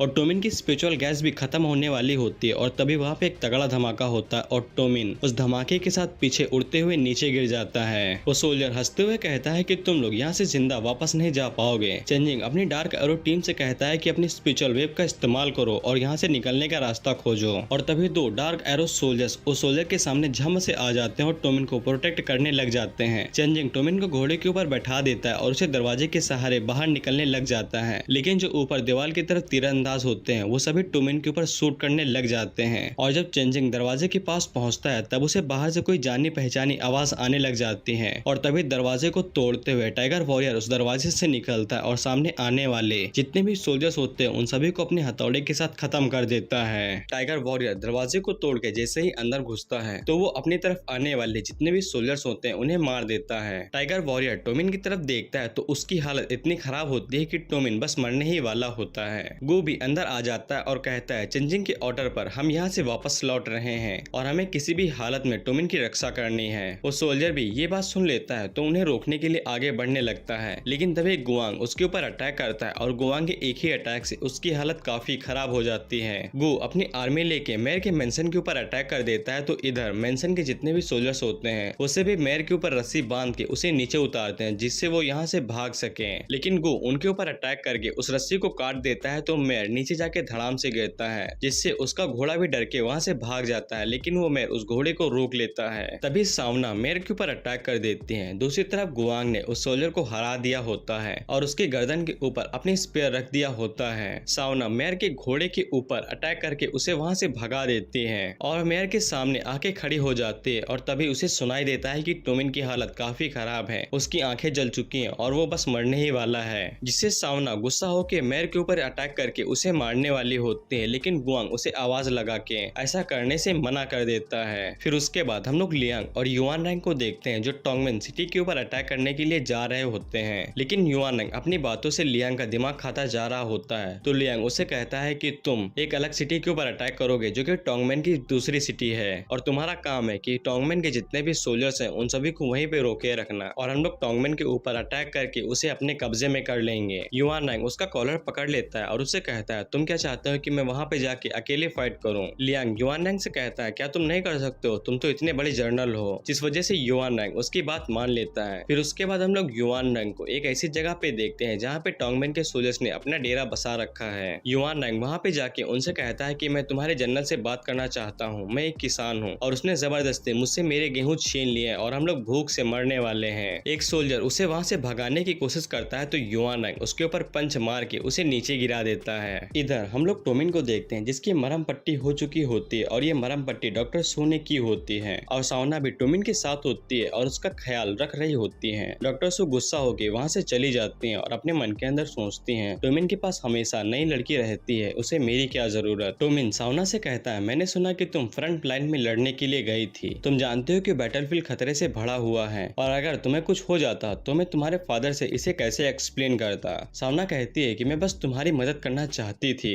टोमिन क्यूए से कहता है कि तुम्हें उसे ऐसे डांटना नहीं चाहिए, उसकी वजह से ही हम लोग मेयर को पकड़ पाए हैं। टोमिन कहता है मैं उसे डांट नहीं रहा हूँ, मुझे बस उसकी चिंता है। टोमिन सावना का हाथ पकड़ता है और उससे कहता है मैं जानता हूँ कि तुम्हें मेरी चिंता है, लेकिन प्लीज अगली बार से ऐसा कुछ भी मत करना, नहीं तो मुझे तुम्हारी काफी चिंता होगी। फिर उसके बाद वो दोनों वहीं पे एक दूसरे के साथ फ्लर्ट करने लगते हैं तो क्यूए खास के उन्हें रोकता है, तो टोमिन सावना को वहाँ से आराम करने के लिए भेज देता है। क्यूए टोमिन को बताता है कि हमने एक स्पिरिचुअलिस्ट को पकड़ा है और दूसरा मेयर मो है। अगले सीन में हम लोग टोमिन को उन दोनों के पास देखते हैं। टोमिन सीधा सीधा मेयर को जान से मरवा देता है और दूसरे स्पिरिचुअलिस्ट से कहता है कि मैं तुम्हारी स्पिरिचुअल पावर को एडमायर करता हूँ, इसीलिए मैं तुम्हें ऑफर देता हूँ, अगर तुम मेरे साथ आना चाहते हो तो तुम आ सकते हो। वो सोल्जर इसके लिए साफ मना कर देता है, ये कह के कि मैं एक साथ दो मालिक की सेवा सेवा नहीं कर सकता हूँ। तो टोमिन को बिना इच्छा के भी उसे भी मरवाना पड़ता है। दूसरी तरफ हम लोग युआन रैंग को देखते हैं, जिसने वहाँ पे उधम मचा के रखी होती है। जितने भी सोल्जर्स आते हैं युआन रैंग उन्हें काफी पीट के बुरी हालत कर देता है। तो एक सोल्जर भागते हुए अपने जनरल के पास जाता है और उसे बताता है कि एक किसान हमारे कैंप के अंदर घुस आया है और उसने काफी सोल्जर्स को मार गिराया है। वो जनरल पूछता है क्या वो कोई स्पेशलिस्ट है, तो उसके सोल्जर उसे बताते हैं कि वो अपनी सिर्फ खाली स्ट्रेंथ के साथ फाइट कर रहा है, उसने कोई भी स्पिरिचुअल पावर का इस्तेमाल नहीं किया है। वो जनरल अपनी स्पिरिचुअल पावर को रिलीज करते हुए कहता है उसने हमारे काफी सोल्जर्स को मारा है, मैं उसे इतनी आसानी से जाने नहीं दे सकता हूँ। दूसरी तरफ युआन रैंग बड़े स्वैग से खड़ा होता है और कहता है तुम मेरे पास आने से कांप रहे हो, लेकिन मैं तुम्हें और ज्यादा मारना चाहता हूँ।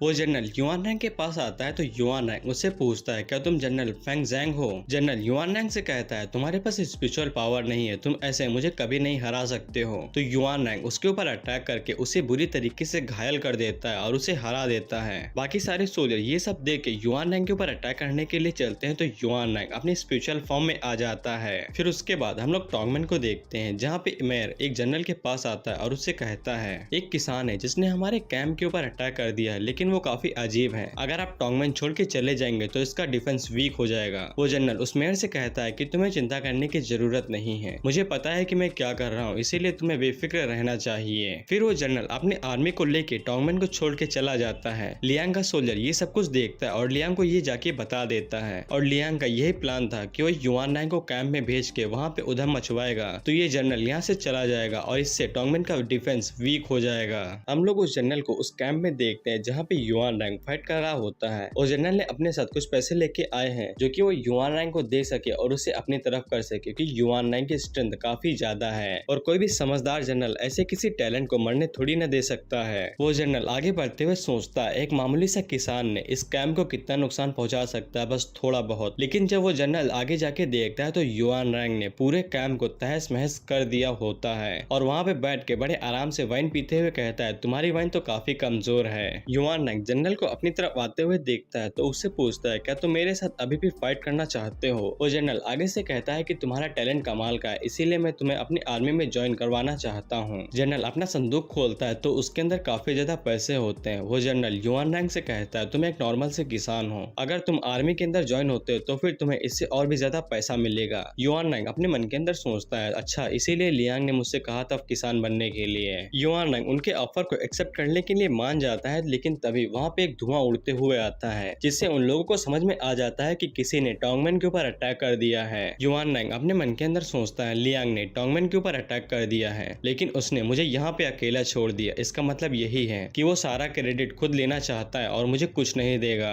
तो युआन रैंग अपनी असली पहचान उन्हें बता देता है और जनरल के ऊपर अटैक करके उसे मार देता है। फिर उसके बाद युआन रैंग अपने स्पीयर के अंदर अपनी स्पिरिचुअल पावर को इकट्ठा करता है और सामने की तरफ सुप्रीम स्पिरिचुअल केओस टॉर्नेडो को भेजता है। दूसरी तरफ लियांग ने अपनी आर्मी के साथ टोंगमेन के ऊपर अटैक कर दिया होता है और टोंगमेन उनके सामने कुछ भी नहीं कर पा रहा होता है और फिर उसके बाद लियांग वहाँ पे अपने बड़े बड़े वेपन्स को बुलाता है जो कि उनकी दीवारों को बड़े आराम से तोड़ देते हैं और अंदर घुस जाते हैं। और हम लोग देखते हैं एक सोल्जर अपना सेक्रीफाइस देके जितने भी बाकी सोल्जर्स होते हैं उन्हें दीवार पे चढ़ने का मौका दे देता है। फिर उसके बाद लियांग और कैप्टन भाई दोनों अपने घोड़े से उनके ऊपर अटैक करने लिए आगे चल देते हैं। फिर उसके बाद हम लोग उसी कैंप को देखते हैं जहाँ पे युआन रैंग ने अपना बवाल मचाया था। युआन रैंग के अटैक की वजह से उनके काफी सारे सोल्जर्स मारे जाते हैं। वो जनरल खड़ा होकर कहता है उन लोगों ने भले ही टोंगमेन के ऊपर अटैक करके उसके ऊपर कब्जा कर लिया है, लेकिन हमें किसी भी हालात में उसे वापस लेना होगा। वो सोल्जर जब अपने घोड़े से आगे चलते हुए जाता है तब उसे पता चलता है कि रोड के ऊपर सिर्फ लाशें ही बिछी पड़ी हैं। वो जनरल अपने मन के अंदर सोचता है अगर ऐसा ही चलता रहा तो फिर ये लोग पक्का टोंगमेन के लिए भगवान को भी मार देंगे। फिर उसके बाद हम लोग देखते हैं कि लियांग ने टोंगमेन के ऊपर कब्जा कर लिया होता है और टोंगमेन का मेन गेट बंद करके उसके ऊपर अपने झंडे फहरा देते हैं। युआन रैंग भी टोंगमेन के अंदर आता है और सीधा जाके लियांग से फाइट करने लग जाता है, लेकिन लियांग युआन रैंग को अपनी चिकनी चुपड़ी बातों में फंसा लेता है जिससे युआन रैंग भी खुश हो जाता है, क्योंकि युआन रैंग की वजह से है ये लोग टोंगमेन के ऊपर कब्जा कर पाए हैं। फिर उसके बाद हम लोग गुआंग को देखते हैं जो कि किसी दूसरी सिटी के ऊपर अटैक करने के लिए आया होता है और उसने 1000 ऑफ ग्रुप के एक सोल्जर को भी मार दिया होता है। और हम लोग वहीं पे एक डार्क एरो टीम के सोल्जर को देखते हैं जो कि उस सिटी के अंदर घुसने की कोशिश करता है, लेकिन वो स्पिरिचुअल बैरियर से टकरा जाता है जिससे उस सिटी के सोल्जर्स को पता चल जाता है कि कोई उनके ऊपर छुप के हमला करने वाला है, इसीलिए वो लोग उसके ऊपर तीर चला के उसे वहां से भगा देते हैं। जब वो सोल्जर वहां से भाग रहा होता है तब उसे पता चलता है कि इस सिटी के जितने भी सोल्जर्स सोल्जर्स हैं वो सभी नॉर्मल लोगों को फोर्स कर रहे हैं वॉर के अंदर फाइट करने के लिए। तो जी बाई सिटी के लोग जो कि आर्मी के हैं उन्हें फोर्स कर रहे हैं वॉर के अंदर हिस्सा लेने के लिए, लेकिन वो लोग ऐसा नहीं चाहते हैं। जियांग ये जाके टोमिन को रिपोर्ट करता है तो टोमिन ये फैसला करता है कि वो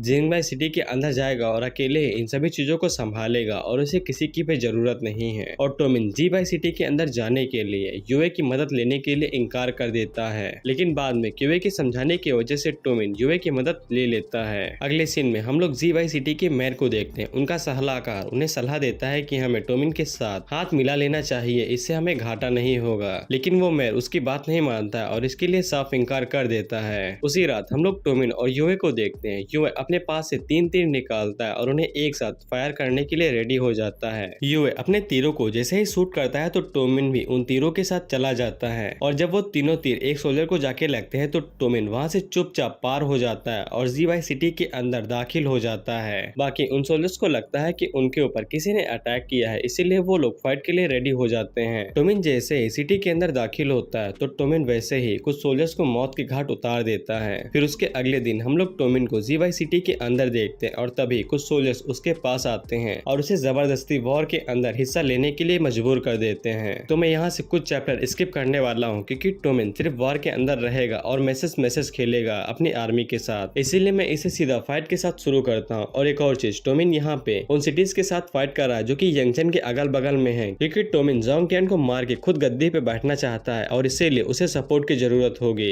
इसीलिए वो आसपास की सिटीज हैं उन्हें डायरेक्ट कब्जे में ले रहा है। फिर उसके बाद हम लोग टोमिन को उन लोगों के साथ देखते हैं जिन्हें जबरदस्ती वॉर के अंदर डाला गया है। टोमिन वहाँ पे रह के सारी चीजों का पता लगाता है और जब एक दिन कुआंग उस सिटी के ऊपर अटैक करने के लिए आता है तो टोमिन उसे सिग्नल देके वहाँ से वापस भेज देता है। फिर उसके बाद टोमिन इसी तरह से रात में भी जियांग को भी सिग्नल देके उसे वापस भेज देता है। फिर उसके बाद हम लोग उसी सलाहकार को दोबारा देखते हैं जो कि मेयर के पास फिर से जाता है ये समझाने के लिए कि हमें टोमिन के साथ हाथ मिला लेना चाहिए, लेकिन वो मेयर उस बंदे को बेइज्जत करके वहाँ से भगा देता है। जब वो सलाहकार वापस लौट रहा होता है तब एक सोल्जर उसके पास आता है और वो सोल्जर टोमिन होता है। टोमिन अपने असली रूप में आके उसे कहता है मेरा नाम टोमिन है और इस सलाहकार का नाम जुन है। फिर उसके बाद हम लोग मेयर के मेंशन के अंदर को देखते हैं। वहाँ पे एक सोल्जर आता है जो कि मेयर से कहता है कि हमें टोमिन के सामने सरेंडर कर देना चाहिए, नहीं तो इससे हम लोग भी फालतू में ही मारे जाएंगे और हमारा नाश हो जाएगा। एडवाइजर जुन उस जनरल से कहते हैं कि अगर हमें जिंदा रहना है तो फिर हमें टोमिन की तरफ हो जाना चाहिए, नहीं तो हम लोग भी फालतू में मारे जाएंगे। वो जनरल कहता है लेकिन हम लोग ऐसा करेंगे कैसे, क्या हम लोग अपने लॉर्ड को धोखा दे सकते हैं? जुन कहता है कि हमें क्या फर्क पड़ता है, वैसे भी क्या तुम्हें अपनी फैमिली की चिंता नहीं है? क्या तुम चाहते हो कि तुम्हारी फैमिली मारी जाए? जुन उस जनरल से कहते हैं अगर तुम मेरे खास दोस्त ना होते तो मैं तुमसे ये डिस्कस करने के लिए कभी भी ना आता।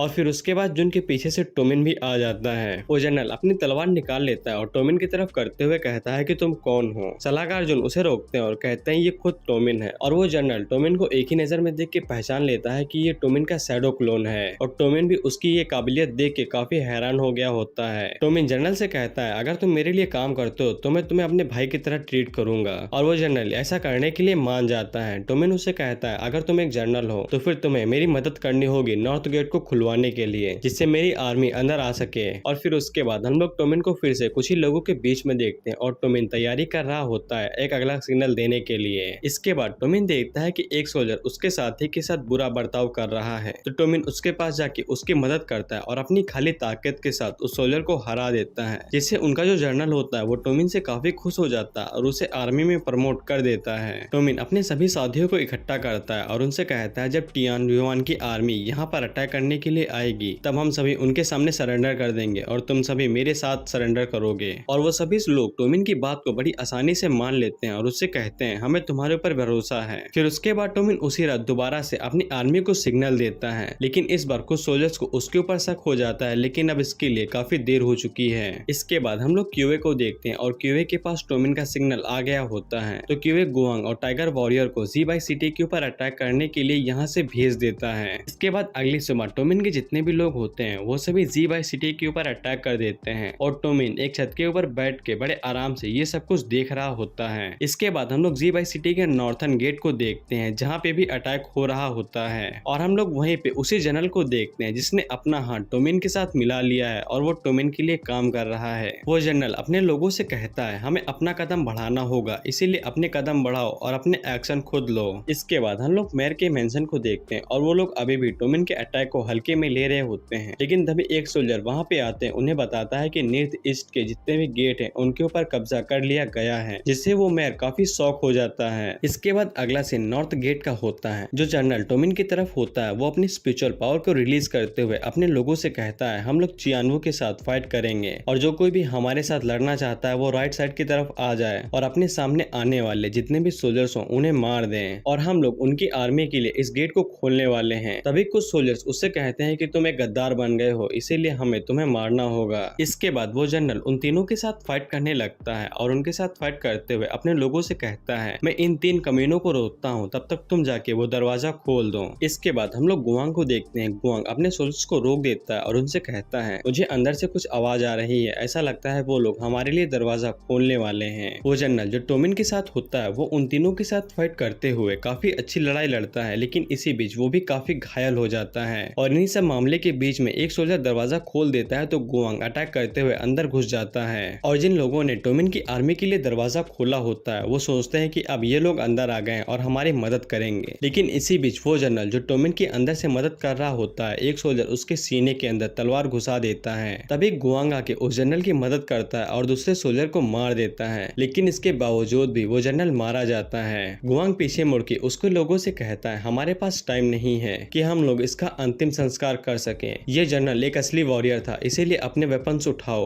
और इसके लिए इसकी मौत का बदला लो। इसके बाद हम लोग मेयर के मेंशन को देखते हैं। मेयर इतना सब होने से इतना परेशान हो जाता है कि वो अपने ही एक साथी को मार देता है जिसके कहने पे वो अब तक चल रहा था। इसके बाद हम लोग सलाहकार जुन को देखते हैं जो कि अब तक टोमिन के लिए काम कर रहे होते हैं। सलाहकार जुन मेयर से मिलने के लिए यहाँ से निकल जाते हैं। उसका नौकर उससे कहता भी है कि आपको सावधान रहना चाहिए, आपके साथ कुछ भी हो सकता है। सलाहकार जुन कहते हैं अगर वो मेरी बात नहीं सुनेगा तो मैं उसे वहीं पर रहने के लिए छोड़ दूंगा। इसके बाद हम लोग नॉर्थन गेट को देखते हैं और उसके ऊपर भी टोमिन की आर्मी अटैक करने लगती है और टाइम आ चुका है टोमिन के एक्शन लेने का। इसलिए टोमिन छत से उड़ते हुए सीधा वॉल के ऊपर आ जाता है और उन लोगों से कहता है वेस्टर्न वॉल पहले ही नीचे गिर चुकी है और तुम सभी लोग मरने वाले हो। अगर तुम जिंदा रहना चाहते हो तो फिर टोमिन की आर्मी के सामने सरेंडर कर दो। और टोमिन के जितने भी साथी होते हैं वो सभी टोमिन की बात के लिए हाँ कर देते हैं। लेकिन जो जनरल होता है वो टोमिन से कहता है वो भले ही वेस्टर्न वॉल के ऊपर कब्जा कर ले, लेकिन हम लोग अभी भी उनसे पीछे छुड़वा सकते हैं। टोमिन उस जनरल से कहता है कि उनके पास 1000 से भी ज्यादा सोल्जर्स हैं, तुम उनके खिलाफ क्या ही कर लोगे। वो जनरल टोमिन से कहता है कि अब तुम अपनी औकात के बाहर जा रहे हो, लेकिन टोमिन उसके सर को पकड़ लेता है और उससे कहता है कि तुम्हारे मिलिट्री के नियम मेरे सामने बेकार हैं। टोमिन उन सभी लोगों के सामने अपनी असली पहचान को जाहिर कर देता है और उनसे कहता है जो कोई भी सरेंडर करना चाहता है वो सरेंडर कर दे, नहीं तो तुम सभी मारे जाओगे। टोमिन के साथ जितने भी सोल्जर्स थे वो सभी उसकी बात मानने के लिए राजी हो जाते हैं, लेकिन जो आर्मी के सोल्जर्स हैं वो टोमिन के ऊपर अटैक करने के लिए आगे बढ़ते हैं। तो टोमिन उन सभी लोगों की तरफ अपने शैडो कर्स को भेजता है और उन सभी लोगों को मार देता है। नीचे की तरफ बहुत सारे सोल्जर्स दरवाजे को खोलने की कोशिश कर रहे थे, लेकिन वो दरवाजे को खोल नहीं पाते हैं। तो टाइगर वॉरियर अपने हथौड़े के साथ दरवाजे के ऊपर अटैक करता है, लेकिन इससे भी कुछ नहीं होता है। इसके बाद टोमिन दीवार से गायब होकर दरवाजे के पास आ जाता है। तो टोमिन देखता है कि दरवाजे की इस तरफ पत्थर लगे हुए हैं, इसीलिए वो लोग दरवाजे को खोल नहीं पा रहे हैं। तो टोमिन अपने साइज के साथ एक एक पत्थर को तोड़ने लगता है, लेकिन तभी टोमिन के ऊपर ब्लडी सोल चेसर से अटैक होता है। तो टोमिन वहां से हट जाता है और वो सारे चेसर जाके उस पत्थरों से लगते हैं और वो सारे पत्थर डिस्ट्रॉय हो जाते हैं। वो सभी लोग सोचते हैं कि उन्होंने टोमिन का काम तमाम कर दिया, लेकिन टोमिन उनके पीछे जाके उनसे कहता है तुम लोगों की मदद के लिए शुक्रिया कि तुमने उन सारे पत्थरों को डिस्ट्रॉय कर दिया, लेकिन अब खेलने का टाइम खत्म हुआ। इसके बाद हम लोग सलाहकार जुन को देखते हैं जो अभी भी उसे समझाते हैं कि अभी भी देर नहीं हुई है, हमें टोमिन के सामने सरेंडर कर देना चाहिए, लेकिन मेयर उसकी बातों पे ध्यान नहीं देता है। इसके बाद हम टोमिन को देखते हैं। टोमिन उनके साथ फाइट करता है तो उसके सीने के अंदर एक ब्लडी सोल चेसर घुस जाता है। वो सोल्जर टोमिन से कहते हैं पीछे हट जा, नहीं तो मारा जाएगा। लेकिन टोमिन का आर्मर कुछ ही देर में दोबारा से रिकवर कर जाता है और टोमिन उन्हें एक एक करके मारने लग जाता है। टोमिन एक सोल्जर को दीवार से लगाता है और उसके चेहरे के ऊपर हाथ रख के उसकी पूरी बॉडी को जला के राख कर देता है और उसका सिर्फ आर्मर ही बचता है। तो सभी सोल्जर्स डर के भागने लगते हैं। इधर हम लोग टाइगर वॉरियर को देखते हैं जो हल्का सा दरवाजा खोल के अंदर देखता है तो अभी भी कुछ पत्थर बच गए होते हैं। तो टाइगर वॉरियर अपने आग के तूफान के साथ उन्हें डिस्ट्रॉय कर देता है। इधर टोमिन अभी भी कुछ सोल्जर के साथ फाइट कर रहा होता है। तो टोमिन पीछे मुड़ के देखता है तो टाइगर वॉरियर ने दरवाजा खोल दिया था। इसके बाद वो सारे सोल्जर्स वहाँ से भागने लगते हैं। तो टोमिन उनके पीछे जाके एक एक करके उन्हें मारने लगता है। टाइगर वॉरियर भी टोमिन की मदद करता है। तो टोमिन उससे कहता है कि तुमने मेरी काफी मदद की है दरवाजे को खोल के।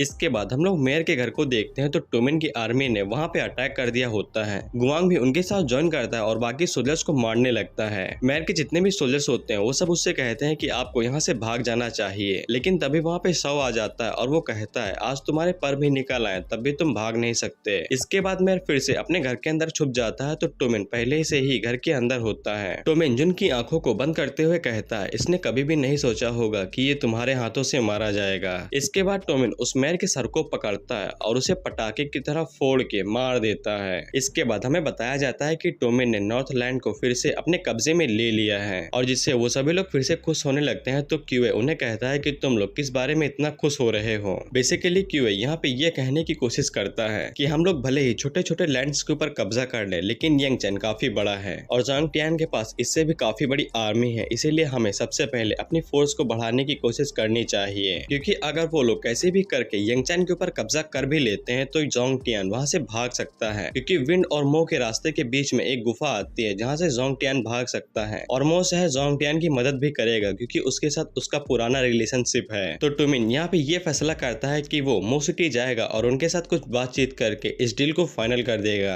इसके बाद टोमिन के पास एक बूढ़ा आदमी आता है जो कि टोमिन से कहता है मैंने आपके लिए ऑर्केस्ट्रा रखवाया है जिसमें मैंने काफी अच्छी लड़कियां लेके आया हूँ और वो काफी फेमस भी है। टोमिन इस बात से काफी खुश हो जाता है और कहता है चलो चल के ऑर्केस्ट्रा देखते हैं। क्यूए टोमिन से कुछ कहता है तो टोमिन सब कुछ समझ जाता है। इसके बाद अगला सीन ऑर्केस्ट्रा का होता है। हम लोग देखते हैं शुरुआत में वो लड़कियां तो काफी अच्छे से नाचती हैं और काफी मजा आता है, लेकिन तभी अचानक से उनमें से एक लड़की टोमिन के ऊपर 3 ब्लेड से अटैक करती है, जिसमें से एक ब्लेड टोमिन के सीने के अंदर लग जाती है और वहाँ पे हड़कंप मचता है और सभी लोग भागने लगते हैं। तीनों लड़कियां एक साथ टोमिन के ऊपर अटैक करती हैं, लेकिन टोमिन उनमें से एक लड़की को मार देता है और बाकी 2 से कहता है अगर जीना चाहती हो तो अपने हथियार नीचे डाल दो, लेकिन वो लड़कियां ऐसा नहीं करती और टोमिन उन दोनों को ही मार देता है। दूसरी तरफ युआनपी उस बंदे को कुत्ते की तरह पीटने लगता है जिसने ये ऑर्केस्ट्रा रखवाया था। उसकी जेब के अंदर से एक टोकन बाहर निकलता है और ये टोकन यांगचेन की तरफ से आया था, यानी कि ये असैसिनेशन अटैक जांग टियान ने करवाया था ताकि गांव के लोग टोमिन के ऊपर भरोसा ना करें और उसे सपोर्ट ना दें। क्यूए टोमिन से पूछता है कि तुम अब क्या करोगे, क्या तुम अभी भी मो सिटी जाओगे। टोमिन उससे कहता है हमें इसका फायदा उठाना चाहिए क्योंकि उसे लगेगा कि हम अभी शांत बैठेंगे। टोमिन अपने साथ युआनपी और युआन वू और जोंग युआन को अपने साथ लेके जाता है अपने मो सिटी के सफर के लिए। इसके बाद हम लोग जांग टियान के मेंशन को देखते हैं और हर तरफ से बुरी खबर आती है। निंग आर्मी टोमिन की आर्मी के ऊपर अटैक करती है तो टोमिन की आर्मी बिना किसी डर के उन्हें आराम से पिछाड़ देती है और सभी मंत्री अपनी अलग अलग तरह की एडवाइस दे रहे होते हैं, जिससे जांग टियान का दिमाग खराब हो जाता है और वो चिल्लाने लगता है। लेकिन तभी उनमें से एक जनरल जिसका नाम जी इंग होता है वो जांग टियान से कहता है कि मुझे 1 लाख सोल्जर्स चाहिए ताकि मैं आपके शहर की मदद कर सकूं टोमिन से बचवाने के लिए। ये जनरल जांग टियान के सामने कुछ ऐसी बातें करता है जिससे जांग टियान को इसके ऊपर भरोसा हो जाता है और वो 1 लाख सोल्जर्स इसे देने के लिए राजी हो जाता है। इसके बाद हम लोग टोमिन को देखते हैं जो अपने पुराने दोस्त से मिलता है और उसे ये बातें पक्की करवाता है कि वो टोमिन की मदद करेगा। इसके बाद वो दोनों अपने जाम टकराते हैं और वहाँ पे युआनपी आ जाता है जो टोमिन से कहता है कि हमारे निकलने का समय हो गया है। इसके बाद टोमिन लगातार 10 दिनों का सफर करने के बाद अपनी मंजिल तक पहुंच जाता है। टोमिन एक नाव से मो सिटी जाने के लिए निकलता है, तब उस नाव के ऊपर कुछ लुटेरे अटैक कर देते हैं जो टोमिन को लूटने की कोशिश करते हैं, लेकिन टोमिन उन्हें देख के बिल्कुल भी भाव नहीं देता और अपने लोगों से कहता है शायद से हमें स्ट्रॉ हैट ले लेनी चाहिए। इसके बाद जब वो नाव जाके अपनी मंजिल पर रुकती है तब हम लोग देखते हैं कि टोमिन के लोगों ने स्ट्रॉ हैट पहनी होती है क्योंकि युआनपी और युआनवू ने उन सारे लुटेरों को बांध के उसी डिब्बे के अंदर बंद कर दिया था। इसके बाद जब टोमिन एक ब्रिज से आगे बढ़ रहा होता है तो एक बंदा उसके सामने आता है और उससे कहता है तुम तो काफी कमाल के हो, तुमने मेरे सिर्फ के अंदर कुछ लुटेरों को खाली हाथों से ही लिपटा दिया। वैसे तुम्हारे पास काफी कमाल के मार्शल आर्टिस्ट हैं, अगर तुम मेरे ऊपर विश्वास करते हो तो मैं तुम्हें एक आदमी से मिलवाना चाहता हूँ जिससे कुछ ऐसे लोगों के अंदर दिलचस्पी है जो कि मार्शल आर्ट इस्तेमाल कर सकते हैं। टोमिन उससे कहता है क्या वो बंदा शाओफेंग है, इस सिटी का दूसरा प्रिंस। इसके बाद जब वो चारों सेकंड प्रिंस के मेंशन के अंदर जाते हैं तब वहाँ पे एक मक्खी उड़ रही होती है। सेकंड प्रिंस का जो सोल्जर होता है वो उस मक्खी की सिर्फ गर्दन काट के उसे मार देता है और टोमिन के लोगों से कहता है कि अपने वेपन यहीं पे छोड़ जाओ, लेकिन टोमिन अपने साथ एक भी वेपन नहीं लाया होता है। वो बंदा जो टोमिन को यहाँ पे लेके के आया होता है उसका नाम जाओजू होता है। जाओजू सोल्जर से कहता है मुझे यहाँ के नियम पता है, तुम्हें चिंता करने की जरूरत नहीं है। इसके बाद जाओजू टोमिन के लोगों को सेकंड प्रिंस से मिलवाता है तो हमें पता चलता है कि सेकंड प्रिंस काफी अय्याश बंदा है। सेकंड प्रिंस कहता है कि मैं तुम सभी लोगों के दिल से इज्जत करता हूँ जो कि मार्शल आर्ट्स हैं, इसीलिए तुम्हें चिंता करने की जरूरत जरूरत नहीं है। सेकंड प्रिंस का सोल्जर अपनी माइंड रीडिंग टेक्निक का इस्तेमाल करते हुए टोमिन की सभी लोगों की बायोडेटा बाहर निकाल के बता देता है और सेकंड प्रिंस को यह भी बता देता है कि टोमिन एक डार्क कल्टीवेटर है जिसने अपनी स्पिरिचुअल पावर को स्काई लेवल तक बढ़ा दिया है। सेकंड प्रिंस भी ये जान के काफी हैरान हो जाता है और सभी लोग बोलने लगते हैं क्या ये एक डार्क कल्टीवेटर है, लेकिन डार्क कल्टीवेटर तो हजारों सालों पहले ही विलुप्त हो गए थे। टोमिन उनसे कहता है हाँ मैं एक डार्क कल्टीवेटर हूँ। टोमिन सोचता है यही सेकंड प्रिंस होगा, मुझे रिस्क लेने की जरूरत है। इसके बाद टोमिन शैडो ड्रिफ्टिंग का इस्तेमाल करते हुए वहाँ से गायब होकर सेकंड प्रिंस के बिल्कुल करीब आ जाता है, लेकिन सेकंड प्रिंस के सोल्जर भी कम नहीं होते और वो टोमिन की गर्दन के ऊपर तुरंत तलवार रख देते हैं। सेकंड प्रिंस कहता है तुम्हारा शैडो टेलीपोर्टेशन कमाल का है, लेकिन जो तुम आगे कहने वाले हो अगर उसने मुझे खुश नहीं किया तो तुम्हारा गर्दन गई। टोमिन कहता है कुछ कहने की जरूरत ही नहीं है, क्या तुम थ्रोन के ऊपर नहीं बैठना चाहते हो मू सिटी के। टोमिन सेकंड प्रिंस के सामने अपनी असली पहचान को जाहिर कर देता है। सेकंड प्रिंस कहता है अगर मैं तुम्हें अपने फादर के हवाले कर दूं तो इससे मुझे काफी फायदा होगा। टोमिन इसके जवाब में कहता है कि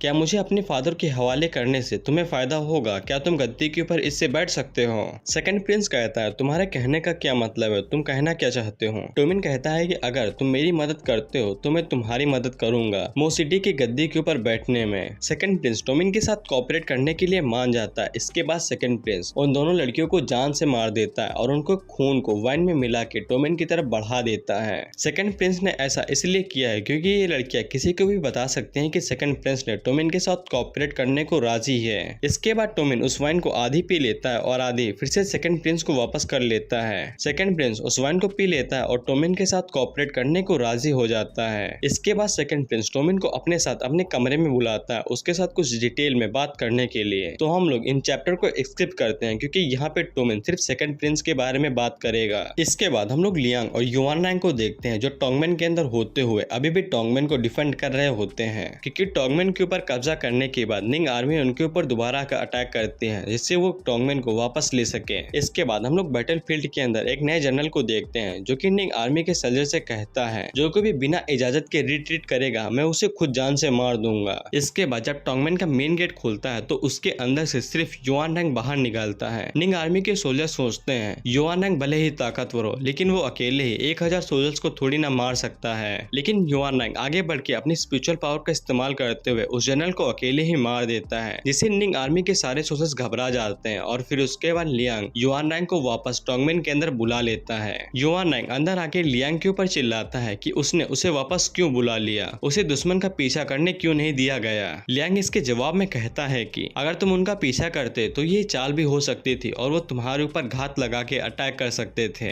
लेकिन युआनरैंग इसी बात के ऊपर अड़ा होता है कि मैंने उन्हें पहले भी हराया है इसीलिए मुझे उनसे डरने की क्या ही जरूरत है। लियांग कहता है कि तुम्हें मेरे साथ कोऑपरेट करने की जरूरत है और आज रात तुम्हें नाइट अटैक करना है। तुम 50,000 सोल्जर्स लोगे और सीधा जाकर उनके कैंप के ऊपर अटैक करोगे, जिससे युआनरैंग काफी खुश हो जाता है। इसके बाद हम लोग एनिमी के कैंप को देखते हैं। वहाँ पे वही दोनों भाई होते हैं जिनको हमने पहले देखा था। वो दोनों भाई इसी बारे में बात कर रहे होते हैं कि हम लोग युआनरैंग को हल्के में नहीं ले सकते हैं, हमने उसे हल्के में लिया और मैंने अपना हाथ गवा दिया है, लेकिन हम लोग उनके ऊपर अटैक करेंगे और अपना बदला वापस लेंगे। इसके बाद हम लोग आधी रात में लियांग को देखते हैं जो कि अपने मन के अंदर सोचता है वॉर के अंदर जीतना सिर्फ इसी बात के ऊपर मैटर करता है कि हम कैसे सोल्जर का इस्तेमाल करते हैं और कैसे सोल्जर्स में से किसी एक को हीरो बनाते हैं। इसके बाद हम लोग युआनरैंग को देखते हैं जो कि एनिमी के कैंप के अंदर घुस के अटैक कर देता है और उनके जनरल्स को मारने लगता है। इसके बाद कैंप के अंदर हड़कंप मच जाता है कि युआनरैंग ने अकेले ही उनके कैंप के ऊपर अटैक कर दिया है। एक जनरल युआनरैंग से फाइट करने के लिए आगे बढ़ता है तो एक सोल्जर उसका मुंह पकड़ लेता है और कहता है हम लोगों को एनिमी ने हरा दिया है, इसीलिए अपनी जान बचा के जितना दूर हो सकता है उतना दूर भागो।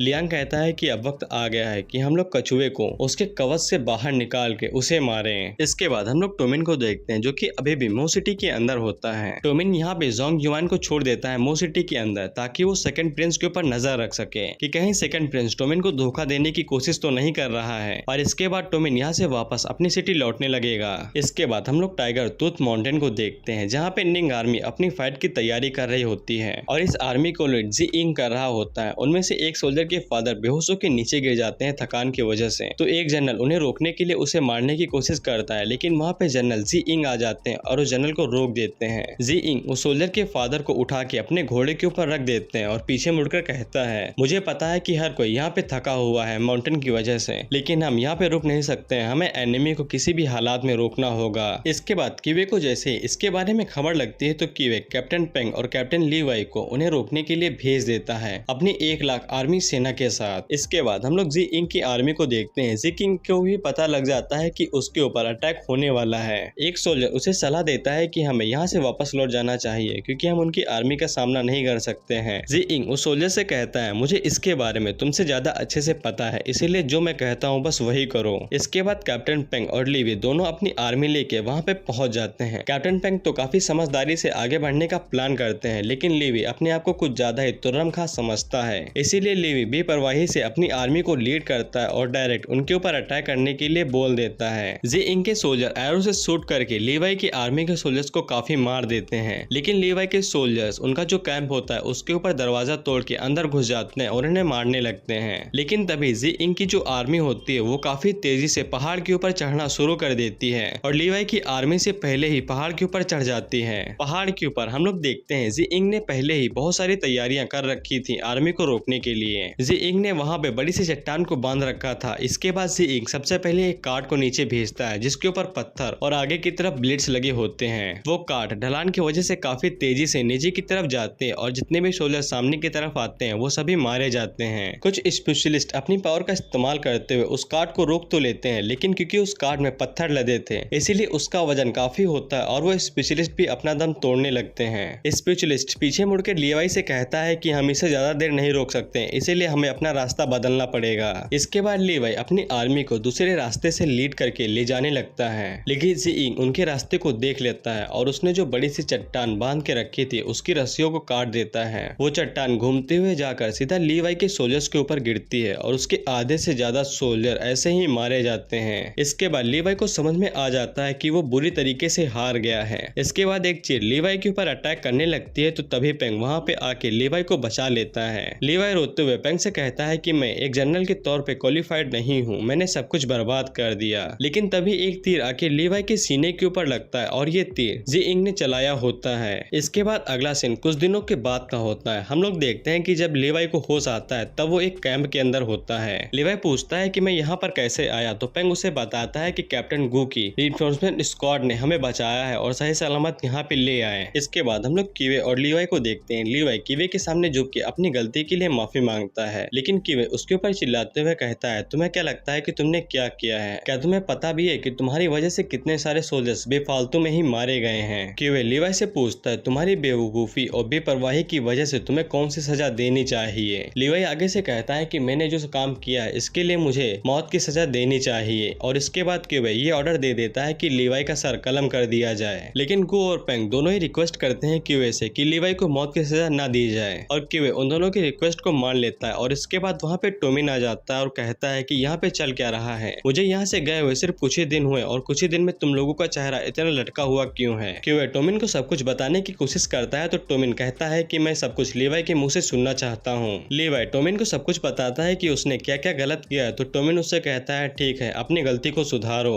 इसके बाद टोमिन क्यूए से पूछता है कि वॉर कैसी चल रही है तो क्यूए बताता है कि बैटल के दौरान हमें काफी नुकसान हुआ है, हमने अपने काफी सारे सोल्जर्स खोए हैं। इसके बाद क्यूए टोमिन को वो एरो दिखाता है जो जी इंग ने चलाया था। क्यूए टोमिन को बताता है ये एरो जनरल जी इंग ने चलाया था और मुझे लगता है कि उसने ये एरो लीवाई को मारने के आदेश से चलाया था।